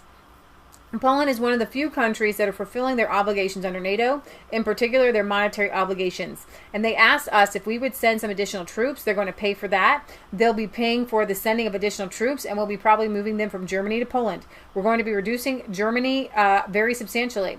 The American president was referring to an arbitrary spending target of 2% of national economy for the NATO members. Germany allocates about 1.3%, although it has dramatically increased its military spending over the past 2 years. However, that is still not enough for Trump, who's repeatedly chided Berlin for seeking protection from the U.S. while allegedly not paying its dues. Poland is one of 8 NATO members in the 30-nation military alliance that does meet the 2% spending target. Trump is also known to have a sour relationship with German Chancellor Angela Merkel. Her refusal in May to attend a proposed G7 summit in Washington was seen as a snub to Trump. The initial White House report to withdraw some 9,500 American soldiers stationed in Germany out of a total of 35,000 blindsided politicians in Berlin. The Pentagon also seemed to not have been consulted by Trump. The hasty move smacked of vindictiveness by Trump, intent on insulting Germans. I actually disagree with that. Hosting the Polish president at the White House this week and moving ahead with the proposed U.S. troop relocation is further rubbing Germany's nose by Trump. The two leaders signed a defense cooperation agreement. Today we are entering another stage, namely there is a possibility of further increase of American troops in our country, Duda said. So we have the Law and Justice government in Poland, together with President Duda, have long appealed to Washington to station the U.S. troops in their country. So we'll see. He says it sends a very strong signal. Trump says it sends a very strong signal to Russia, but I think a stronger signal sent to Russia is the fact that Germany is paying Russia billions of dollars to purchase energy from Russia through the pipeline. So that's the whole point of everybody saying Russia, Russia, Russia, but Germany's like, hey, but I need your energy. I need your oil. So. Exactly. Hypocrites. Really interesting move by Trump here. Since he was elected, befriending Poland and Poland befriending Trump, and I think it's absolutely beautiful. I'm really excited to see what comes out of this, and I think that Trump is strategically aligning himself with Poland on purpose. So the LGBTQ community is really hammering the Polish President Duda, but I don't think it's going to do anything. It's they really have a wall up there in the whole country. They're not a big fan of the ideology and the movement, especially onto children. This is from Paul Joseph Watson, who says, the Polish president vows to oppose social experiments designed to harm the family unit. But it's not okay for a country to do what they feel, if all of the people within the country believe that this is the right thing to do. Yeah. So President Andrew Duda has vowed to oppose the kind of social experiments performed on children in some Western countries that have led to the erosion of the traditional family unit. Speaking during a campaign rally in the town of Poron before the election on today's the election. Today's the election. I knew. Nice. I felt it. I felt like something was happening. Felt it. So today's a Polish election. I should have put that in the title. Duda asserted that he would continue to pursue pro-family policies. These were policies of dignity for Poles in Poland, a dignified fight for Polish interests anywhere where the truth and those interests had to be spoken. I never feared doing that. Same-sex marriage, which is opposed by the majority of the population, is banned in the Polish constitution, and Duda emphasized his concern over how the LGBT movement has grown in other countries as a political power grab, not a civil rights cause. They are trying to persuade us that the LGBT is a category of people, but it's an ideology. Adding that social benefits to encourage strong families would be maintained. He also vowed to defend children from social experiments, which presumably refers to the sexualization of children at a young age. Until I have no strength left, I promise you, I will always protect our family, our traditional family, in accordance with our Polish model. I will not permit the introduction of experiments, especially if our children were to be used in these experiments. I do not permit that. Poland has largely resisted policies of multiculturalism and identity politics followed by other Western nations and has blocked the EU demands that it take in migrants from Muslim countries. And so, yeah, Tim Smith says, look at their laws for family and children. They are setting the standard for others to follow. Let's see if we have any updates of the Polish elections. Linder says, bet Poland doesn't have mail-in ballots. I bet you're right about that, Linder. Let's see. I'm trying to see if there's any Jim West says, I was going to Poland in August, but going to wait until December. Hope I can travel and enjoy it as normal. So, guys, while Leah's finding that, we were supposed to be on our big trip to Plymouth. We've been planning it for 3 years. We would be there right now. We're praying about going in September, but we'll see as the Lord leads. So we'll have to give you Polish updates when somebody translates into English for us. The Archbishop of Canterbury wants to rethink the white Jesus. The Archbishop of Canterbury wants to rethink the Western notion that Jesus was white and is wondering, and I don't really think that there is a Western notion that Jesus was white. Is there? Maybe in some stained glass, but I always had seen him as I just always felt like this was to me, I just felt like it was just light. I didn't think it was like white Jesus, because it seems okay, but hang on. Pale. So wait, where's Jesus? Jesus. That's Jesus. Carpenter. Okay, so whoever did this one, I will agree. You guys can't see it very well here because of the whatever. You can see the color. He looked like white Jesus. Yeah. Okay. He's got like blonde hair. Kind of looks like he's got like blue eyes. He looks like white Jesus. Now, as a Christian, as somebody who has grown up Christian since birth, who I have seen thousands and thousands and thousands of depictions of Jesus. When I look at Jesus, I see Middle Eastern. Okay? I'm sorry. I don't see a blonde-headed, blue-eyed Jesus. In my head, I don't see it in pictures. Okay?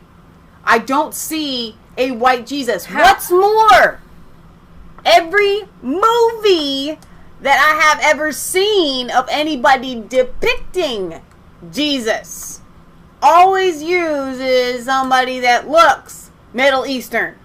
Okay? I mean, except for Jim Caviezel. But he even looks like he's got the dark hair and stuff. You know what I'm saying? He looks Middle Eastern. He looks Middle Eastern. Nobody that's a real Christian thinks to themselves, Jesus was a white dude. Right. The Archbishop of Canterbury wants to rethink the Western notion that Jesus was white and is wondering whether to remove monuments and memorials in Church of England building lest they offend someone. If this isn't a sign that we are approaching the end times, I don't know what is.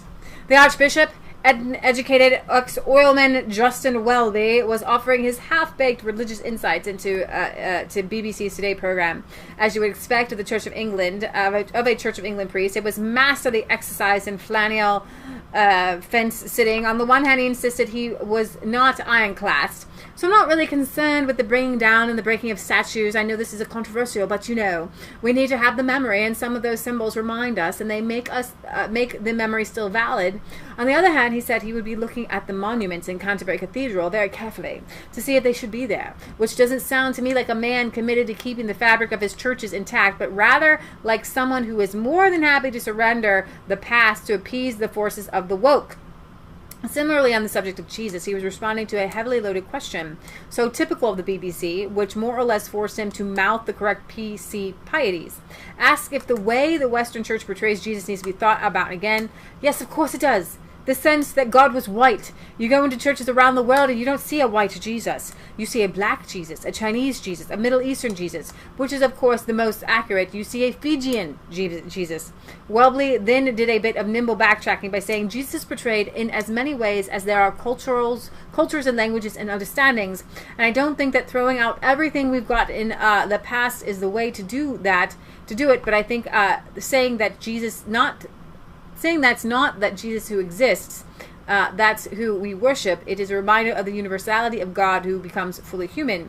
And so we'll see if they get rid of white Jesus. So Abelmark says the artist was internalizing his inspiration because all he saw around him was white people. So you had said something interesting about where they get the whole black Jesus thing, because there's a big movement for the idea that Jesus was actually black. It's actually a thing, and they get that from Revelation. Chapter 1, I believe, where Jesus is seen with hair as white as wool, but they translate that as woolly hair. Like white as wool, and his feet were as brass, burned in the fire. So they say that must be black people. That is a depiction, it is a allegory of this strong, just angelic type, heavenly being. His eyes are like fire. His voice is like thunder. It's not whatever. But, for those of you that aren't Christians, or for those of you that claim to be Christians, and maybe you are, but you don't know anything about the Bible, I go back to Shadrach, Meshach, and Abednego, right? And they're in the fire. And then it says, and it appeared that there was one like the Son of Man standing in the midst of them. Now that's prior to Jesus actually coming, okay? Several times in the Old Testament, we see an angel that is actually Jesus coming and talking and conversing with people and taking on a human form, because guess what? We are made in the image of God. Like you said yesterday, God has eyes. God has hands. God has hair. God has a face. God has a body, right? We are made in his image, which means that the Son of God had a body and hair and an image, right? That we are made in the image of before he even came, right? Now, legitimate question here. Did Jesus look like Mary and Joseph? Even though Joseph was a virgin birth, but he was supposed to come from the line of Joseph and all that, right? Or did he look like when God created him, right? And now that he has died and rose again, which figure does he take on? The pre or the after? My point is, ain't nobody know it, ain't nobody care, and it is not important. Mosaic of Jesus and Mary dedicated to the Polish soldiers vandalized with BLM graffiti. The mosaic of the Virgin Mary and the infant Jesus, erected in the memory of the Polish soldiers who helped to liberate a Dutch city from the Nazis, has been vandalized by Black Lives Matter. And actually, like several times, at least twice that I know of, Jesus depicted and there's like rainbows everywhere. You want to talk about the LGBTQ community, they're going to claim that. But look, in this, I don't know if you guys can see it, but if you look behind you, this Mary is very dark skinned, and so is Jesus. Mm-hmm. And that's what the artist did, not what they defaced it. But Mary and Jesus actually looks like a little black baby. So they defaced little black Jesus. Unbelievable. It's just so ridiculous. And I'll tell you, and I'll just say it once again, I say it all the time on our show, none of this has to do with what they're actually talking about. Mm-hmm. The devil just hates Jesus. The devil just hates mankind of all colors. Okay? The devil comes to steal, to kill, and destroy. Mm-hmm. Mm-hmm. So when we look at the fruit of what is happening, we're seeing people killed. We're seeing things destroyed. All right? I see that fruit as coming from the devil. All right? And a lot of white people are perpetuating all of that. Mm-hmm. That's true. Now, it's just evil. In the feedings. Another topic. A teen gets away with prohibitions after torching 21 vehicles and lighting them on fire in the one night. Uno nighto. A young man has been convicted. He has been sentenced to protective supervision to protect him from setting himself on fire, I presume. Out loud. After setting several fires that led to the destruction and damage of 21 vehicles. Presumably, probably more old. He lit more cars on fire than how old he is. The incident of arson took place on the Friday night into February 11th, earlier this year in the city of Gulf, and saw the teen set fires in 6 different areas across the city. The teen was arrested a short time after the arson attacks, but initially denied any involvement. A Swedish court found the 18-year-old was the only person behind the fires after examining both testimony and forensic evidence that was gathered at the various crime scenes, said the Swedish broadcaster. Due to the fact that the perpetrator was 17 at the time of his crimes, he received a far lesser punishment than the already short 1-year sentence recommended for adult offenders to set 21. I would say maybe 1 year for, like, if you set part of a car. No, if you set cars on fire, you have to get more than 1 year. But he did 21. Is that 21 years in prison? Right? Indeed, the court gave a sentence less than the recommended 4-month term for juvenile convicts and gave him just protective supervision with certain regulations regarding drug withdrawal treatment.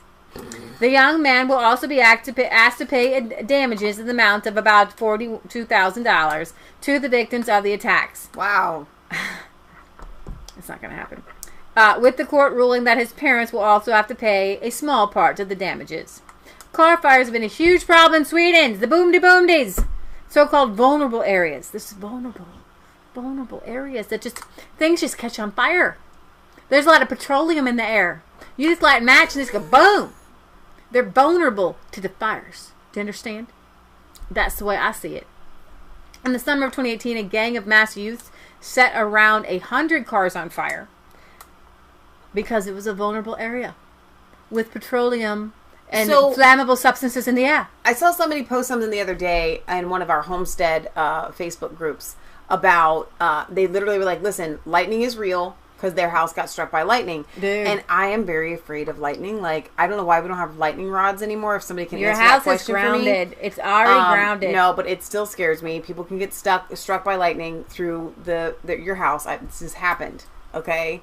So I'm just saying that maybe these places are vulnerable to actually like random lightning strikes that don't have thunder associated with, like you can't hear them. No. They're like silent lightning strikes. The children are born. No, the children and the young men are X-Men. They do not know how to control their powers. It is not their fault. It is not their fault. Okay? Too. And are we going to go rounding up all the X-Men? Well, maybe if they're setting cars on fire. No. If they can't control their powers. We have seen the X-Men movies. It is wrong to try to control the X-Men powers. That is what's happening. But somebody is upset.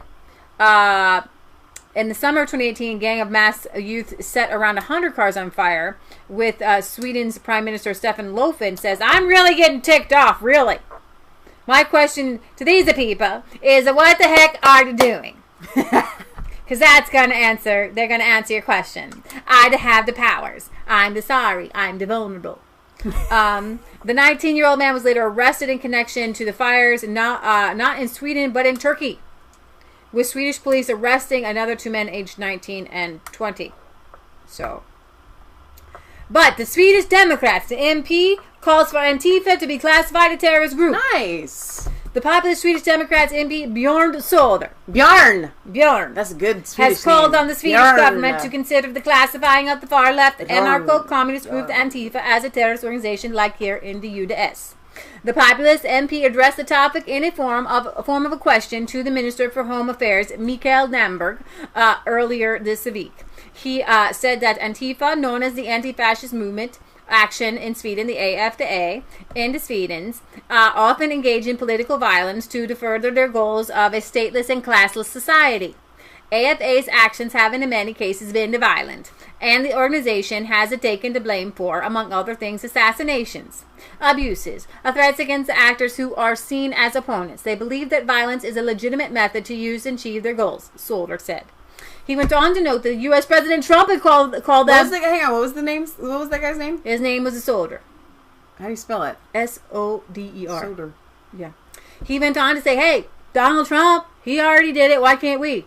Söder goes on to list the violent incidents between the 2001-2009 that are thought to have been carried out by members of Antifa in Sweden. Many of the incidents include vandalism and threats against political opponents, and one particular against a Swedish migration judge in 2007. With that, let's go to Marion Le Pen.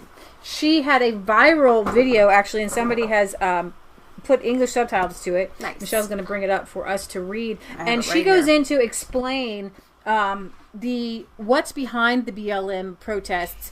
And listen, they're all over the world. And she's talking about the cultural Marxism and this education in the universities, causing people to think that they need a revolution, basically. So I'm going to turn this volume of hers down, and I'm going to read these out loud. Are you sure? Because I'd rather people just read it. Okay, but a lot of people listen to listen to it like it's a podcast. Okay. So I want them to be able to hear. This is really powerful. So I want you to know what she's saying here. So here we go. I am making this video as a type of gut reaction to current events. Or as an attempt to rearm psychologically, if I can put it like that, in the face of this steamroller that is crushing us, with the George Floyd affair on the one hand and the Adama Traore affair on the other. A steamroller that is difficult to escape because it is present in our schools, our universities, our businesses, the world of politics and the media, and even sometimes in our churches. So I would like to tell you why I refuse to put my knee on the ground. Sometimes the Minister of the Interior apparently wants us to do something, because I believe that this gesture, all these activist groups called left-wing, anti-racist, Black Lives Matter, in reality, they are not looking for respect, they are looking for humiliation and submission rather than tolerance. And they are asking us not just to kneel, but also to sully the memory of our ancestors, to spit on our history, to purge our heritage, and to tear down our statues. No self-respecting people would accept demands like these. And yet, all it took was a demonstration of 20,000 people in front of the Palace of Justice. I remind you that the Yellow Vests had 250,000 people at the height of their mobilization for the government to suddenly give in to all the demands, to apologize and to blacken the name of an entire profession, law enforcement, with almost a presumption of guilt, and to refuse to punish these illegal protests, despite the restrictions put in place due to COVID-19. In short, it is the law of emotion, of the crowd, of vile political calculation, and let's be clear, of stupidity. It's not surprising because the ruling class have all been bottle-fed these delusional theories that emanate from the American campuses, theories which are themselves derived from French theory. I'm thinking about this famous white privilege, intersectionality, systemic or state racism, theories that are delusional in both substance and form. Despite the fact that we have a Minister of the Interior who is ready to get down on his knees, and a President of the Republic who submits and is partly to blame for these demands, I'm convinced that there are, like me, millions of French people who are not fooled by this political maneuver and who are not fooled by this attempt to subvert minds, and I am not using these words lightly. I consider that I do not have to apologize as a white person and as a French person. It is ridiculous that we are forced to take a position on this. I do not have to apologize for the death of an African American in the United States. I do not have to apologize for the death of a delinquent, an accidental death that occurred after he was apprehended, not because of the color of his skin, but because of the crime that he supposedly committed along with some of his family, apparently. I do not have to apologize because I have never colonized. I have never colonized anybody. I have never enslaved anybody in the same way that all of these political groups and these activist groups have themselves never been colonized or enslaved. And I think if we were to go through history, we would see that all civilizations, unfortunately, at one time or another, they have all colonized or been colonized, enslaved or been enslaved. And considering this, it is extremely unhealthy to want to enter into this victim competition, which is endless and completely unjustified if we want to face the future together. Once upon a time, we ennobled ourselves by being heroes, not victims. Today, these groups of, an anti-racist revel in this unflattering role of eternal victim. This is not a trivial matter. It is a business which is very lucrative, because behind this victim position, there is the acquisition of political and media power, and also of money, positions of compensation, of special treatment, of quotas, all clearly to the detriment of merit, competence, and true equal rights. Because behind these words, positive discrimination, there is something positive for the quotas in question. But there is something negative for those rejected out of hand due to their origin or the color of their skin. So I am very worried because I think all these people are preparing and contributing to an unprecedented regression of our civilization and of our patiently constructed nation. I am convinced that racialist logic is morally regressive. And as this one person says, it abolishes nations, peoples, cultures, religions, and civilizations in order to categorize people only by the color of their skin. I think that is an atrocious world, a world where we must look first at the color of skin before judging every act carried out by a person. It's a good thing that race doesn't exist, because never before have these groups made such an effort to rehabilitate it and to invoke it in a manner that is systematic and even obsessional. Fortunately, many white and black French people, regardless of their origin, and I'm convinced about this, are not intoxicated by this Americanization of the mind. Fortunately, they are not hoping for civil war or race war. Fortunately, they refuse to take part in this victim competition. Fortunately, they refuse special treatment based on the color of their skin or their origins. And I hope the French will find in their history, their culture, and their intelligence the political weapons they need to reject this repentance and self-flagellation that condemns us to be erased from history. Some will say that this phenomenon isn't really catching on, that it isn't as bad here as it is in the United States. Yes and no. On the one hand, unfortunately, most of these phenomena that we are experiencing are simply phenomena imported with 10 years delay from the United States. So I think that starting from today, we need to fight, resist against this phenomenon. And we must, starting from now, be aware and vigilant. Awesome. So I wanted to go, okay.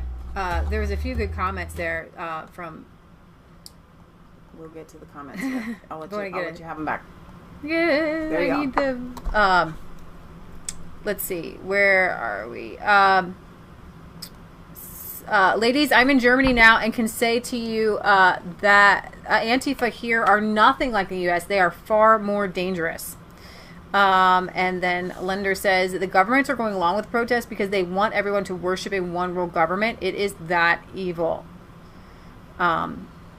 So I wanted to go through some of those comments there. All right. So Tim Smith says, yes, it is finally said in France. Yahoo! Little by little, we are pushing back and the slowing of this madness. She is so articulate. And she doesn't back down, and she has a really strong voice on these matters. I'm going to go get my guitar because I figure it's been a while since we played any songs. But Marion Le Pen is I want to be her friend. I think that she would encourage me to be bolder, although probably if I were as bold as her, I'd be taken off. Leah says if she was as bold as Marion, she would be taken off social media. I'm actually kind of glad that we have been censored to a point because it protects us a little bit. I think to myself a lot, like if we were more well known, we probably already would have been completely shut down. So Gavin Giant says the French, the turn up late and surrender a lot. I disagree. I think that there are a lot of really strong French people and they are rising up in the middle of this. And it's so encouraging. Kelly says the BLM is a front for the deep state. Absolutely. Well said. Were we covering up the subtitles? Sorry, guys. Yes, I can definitely move us next time.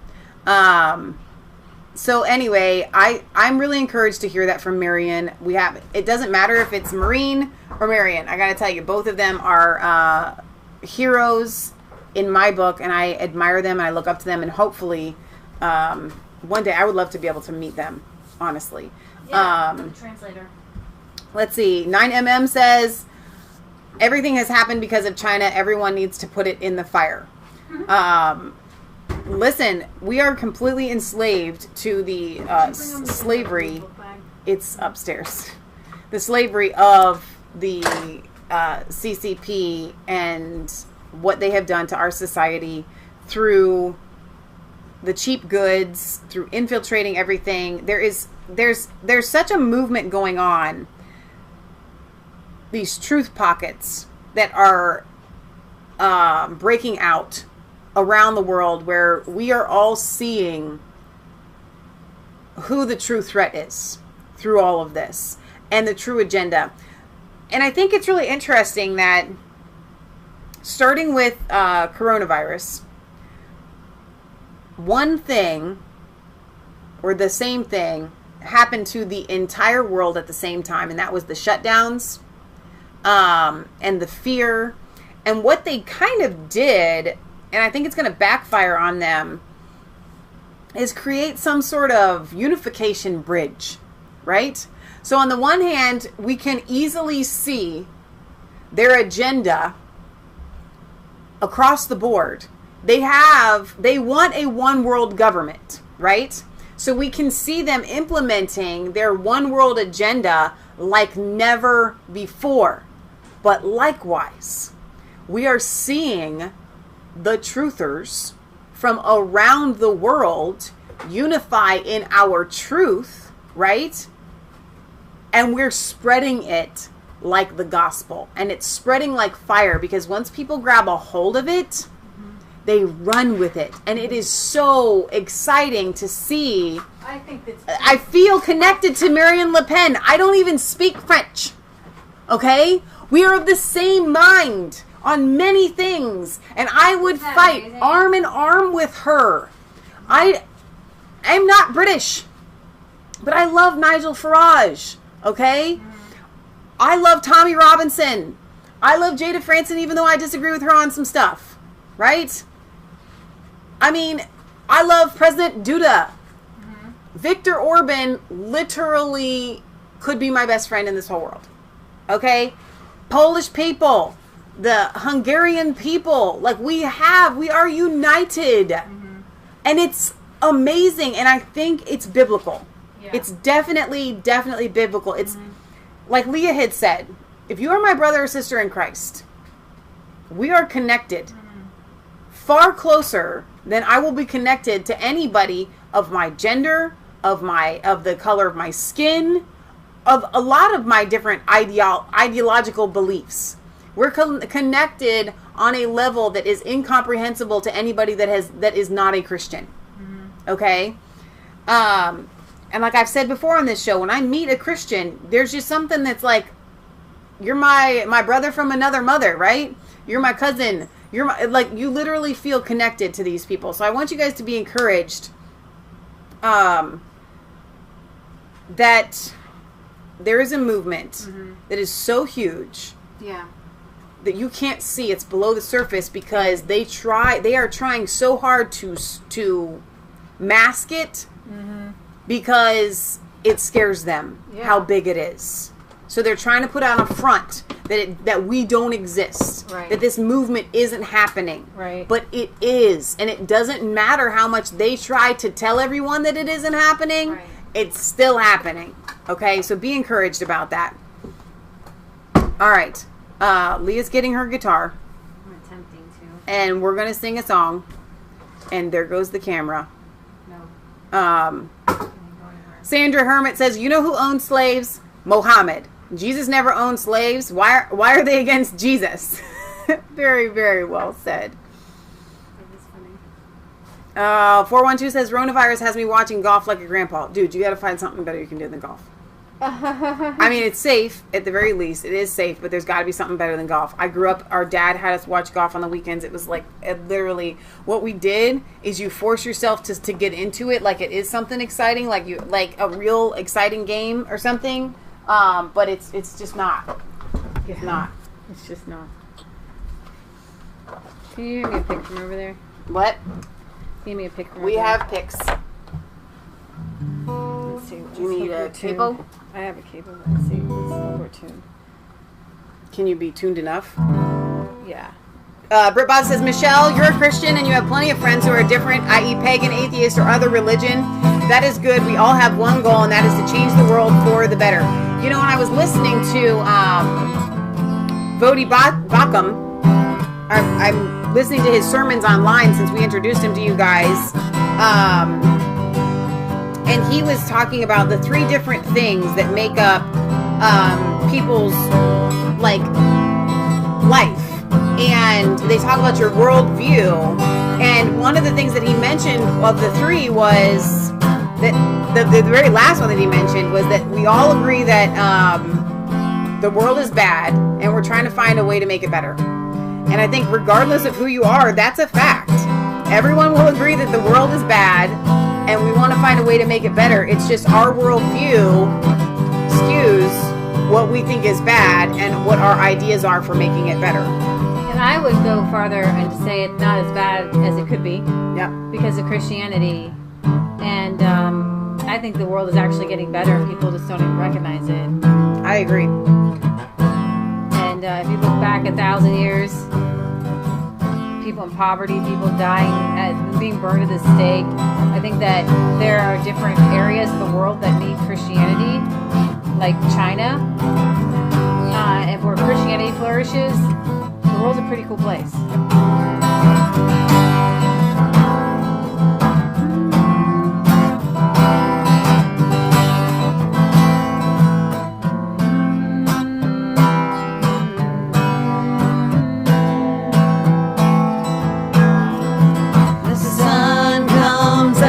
It's a new day dawning. It's time to sing your song again. Whatever may pass and whatever lies before me, let me be singing when the evening comes. Bless the Lord, my soul, I worship His holy name. Sing like never before, oh my soul, I worship Your holy name. You're rich in love and You're slow to anger. Your name is great and Your heart is kind. For all Your goodness I will keep on singing. 10,000 reasons for my heart to find. Bless the Lord, oh my soul, I worship His holy name. Sing like never before, oh my soul, I worship Your holy name. And on that day when my strength is failing, the end draws near and my time has come. Still my soul will sing Your praise unending. 10,000 years and then forevermore. Bless the Lord, oh my soul, I'll worship His holy name. Sing like never before, oh my soul, I'll worship Your holy name. The sun comes up, it's a new day dawning. It's time to sing Your song again. Whatever may pass and whatever lies before me, still I'll be singing when the evening comes. Bless the Lord, oh my soul, I'll worship His holy name. Sing like never before, oh my soul, I'll worship Your holy name. I'll worship Your holy name. I'll worship Your holy name. Hallelujah. All right. Do we have a Leah song? Are we doing this already? Okay, good. Now I love everybody else's songs. They're good. But there's just something about singing something within our wheelhouse. This feels right.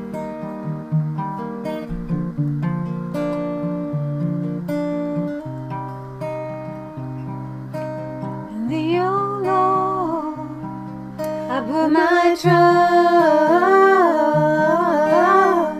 Let me not be put to shame. Be thou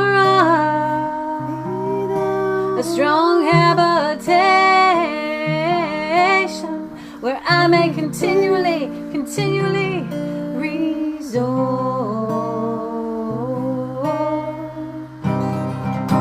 This is Psalm 71.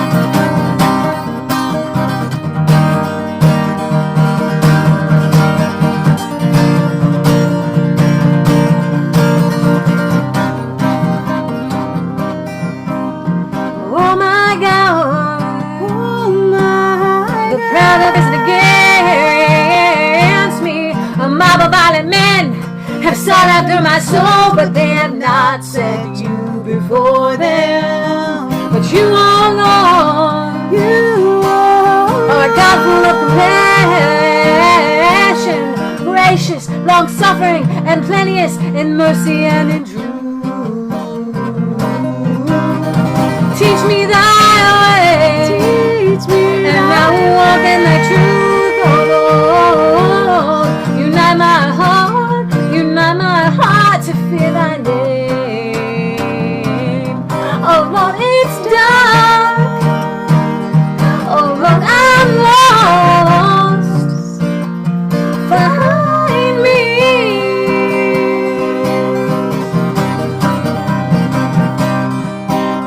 Restore my sight, oh Lord, from deep inside.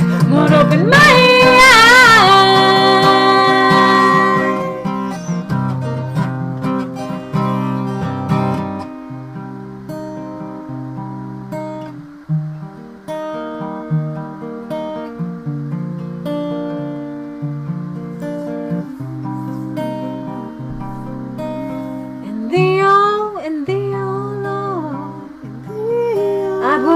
trust. Let me not be put to shame. Deliver me in thy righteousness, oh Lord, and cause me to escape. Incline thine ear to me and save me. Be thou wrong, a strong habitation where I may continually resort. In the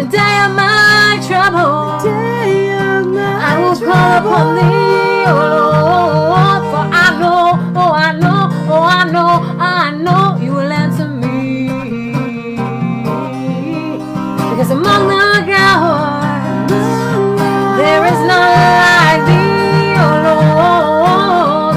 Neither are there any works like unto your works. You are great, and do wondrous things, oh Lord. You are God, you are God alone. Oh my God, the power of President against me. A mob of violent men have sought after my soul, but they have not said to you before them. But you, oh Lord, are a God full of compassion. You're gracious and long-suffering and plenteous in mercy and in truth. So teach me thy way, and I will walk in thy truth, oh Lord. Unite my heart to fear thy name.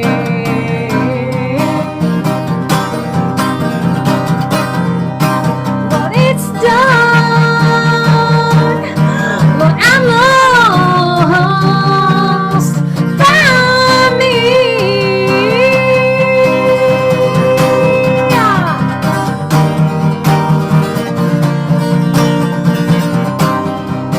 Lord, restore my sight. Oh Lord, from deep inside. Lord, open my eyes.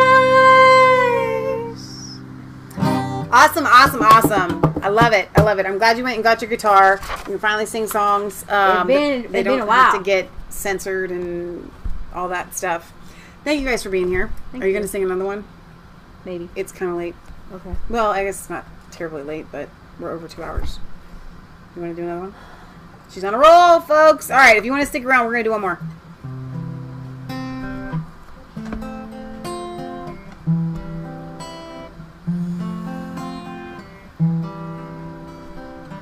This one's called I Need the Mind of Christ Today. Lord, I need the mind of Christ today, oh, and Lord, I need wisdom, Lord, I need the mind of Christ today, when Lord, I need wisdom. I need your wisdom. I need your mind right now. Hallelujah. So, Lord, I need the mind of Christ today, when Lord, I need wisdom. Lord, I need the mind of Christ today. Speak to me. Lord, yes, Lord, I need wisdom. So, guide me in wisdom. Oh, Lord, where's your servant? Knowledge for sure. Guide me in wisdom. Oh, Lord, where's your servant? Knowledge for sure. You guys remember? God came to Solomon. He said, what do you want? I'm going to grant you everything. And Solomon said, listen, I don't need riches. I don't need power. But I need your wisdom. Because you set me in front of all these people. And I need to know how to judge right and set things right. And so God made Solomon, he said, the wisest of all men. And then he added to him everything that he didn't ask because he asked the best thing possible. So right now, guys, we're in a place where we need wisdom. We don't need riches. We don't need power. And that's what the left, they're asking for riches and power, right? You got right, privilege. I say, I don't want privilege. I don't want power. All I'm asking for is wisdom, right? I don't want riches, no. I don't need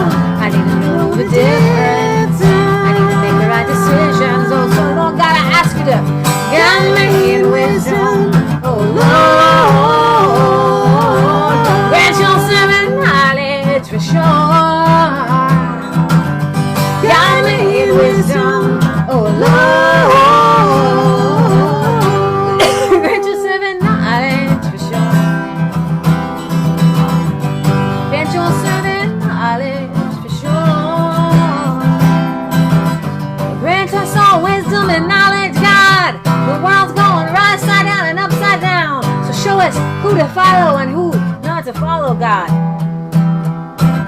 I don't want privilege. I don't want power. I want wisdom. Hallelujah, hallelujah. So guide us now, Father God. Guide our world, guide our country to the pleasant place, to the streams of living water, Father God.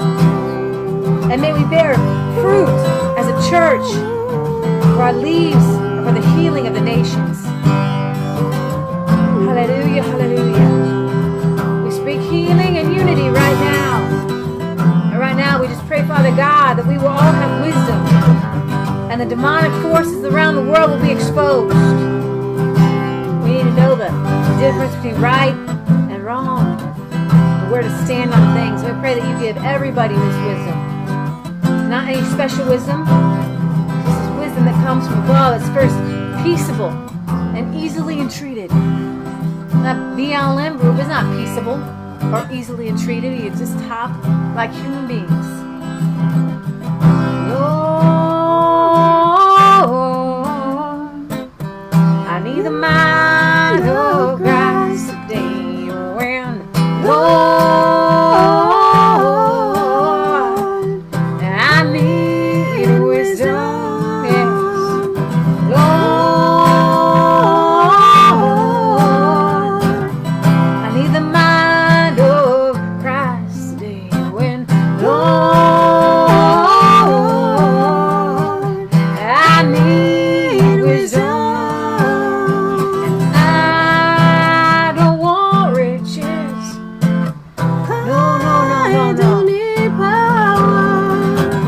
All I'm asking is for wisdom. 'Cause there's so many voices, so many choices, right and wrong. I need to know the difference. I need to make the right decision. So guide me in wisdom, oh Lord. Grant your servant knowledge for sure. Guide me in wisdom, oh Lord. Grant your servant knowledge for sure. Great Father says, Hallelujah. Michelle, Leah, beautiful singing, great songs, but can I request Jerusalem or I vow to thee my country, please? As this is the UK and World News Show. No. No. Just no. All right? It's not my fault that your songs are not meant for humans to sing. They're just not. They're tough. All right? Inhuman people, aliens, are the ones that get up there and sing them. Yes, okay, true. they're not actually human beings. Do you see what I'm saying? See what I'm saying? No. So no, I can't. I'm not going to contort and do all kind of crazy things and make a fool of myself at your pleasure. It's not going to happen anymore. We did it one time. One time was enough. I practiced that song for a week, and everyone, including the dogs in the neighborhood, were mad at me practicing that song. There's got to be something better. Other hymns and songs There from has to European be composers something better that are a little bit easier to sing.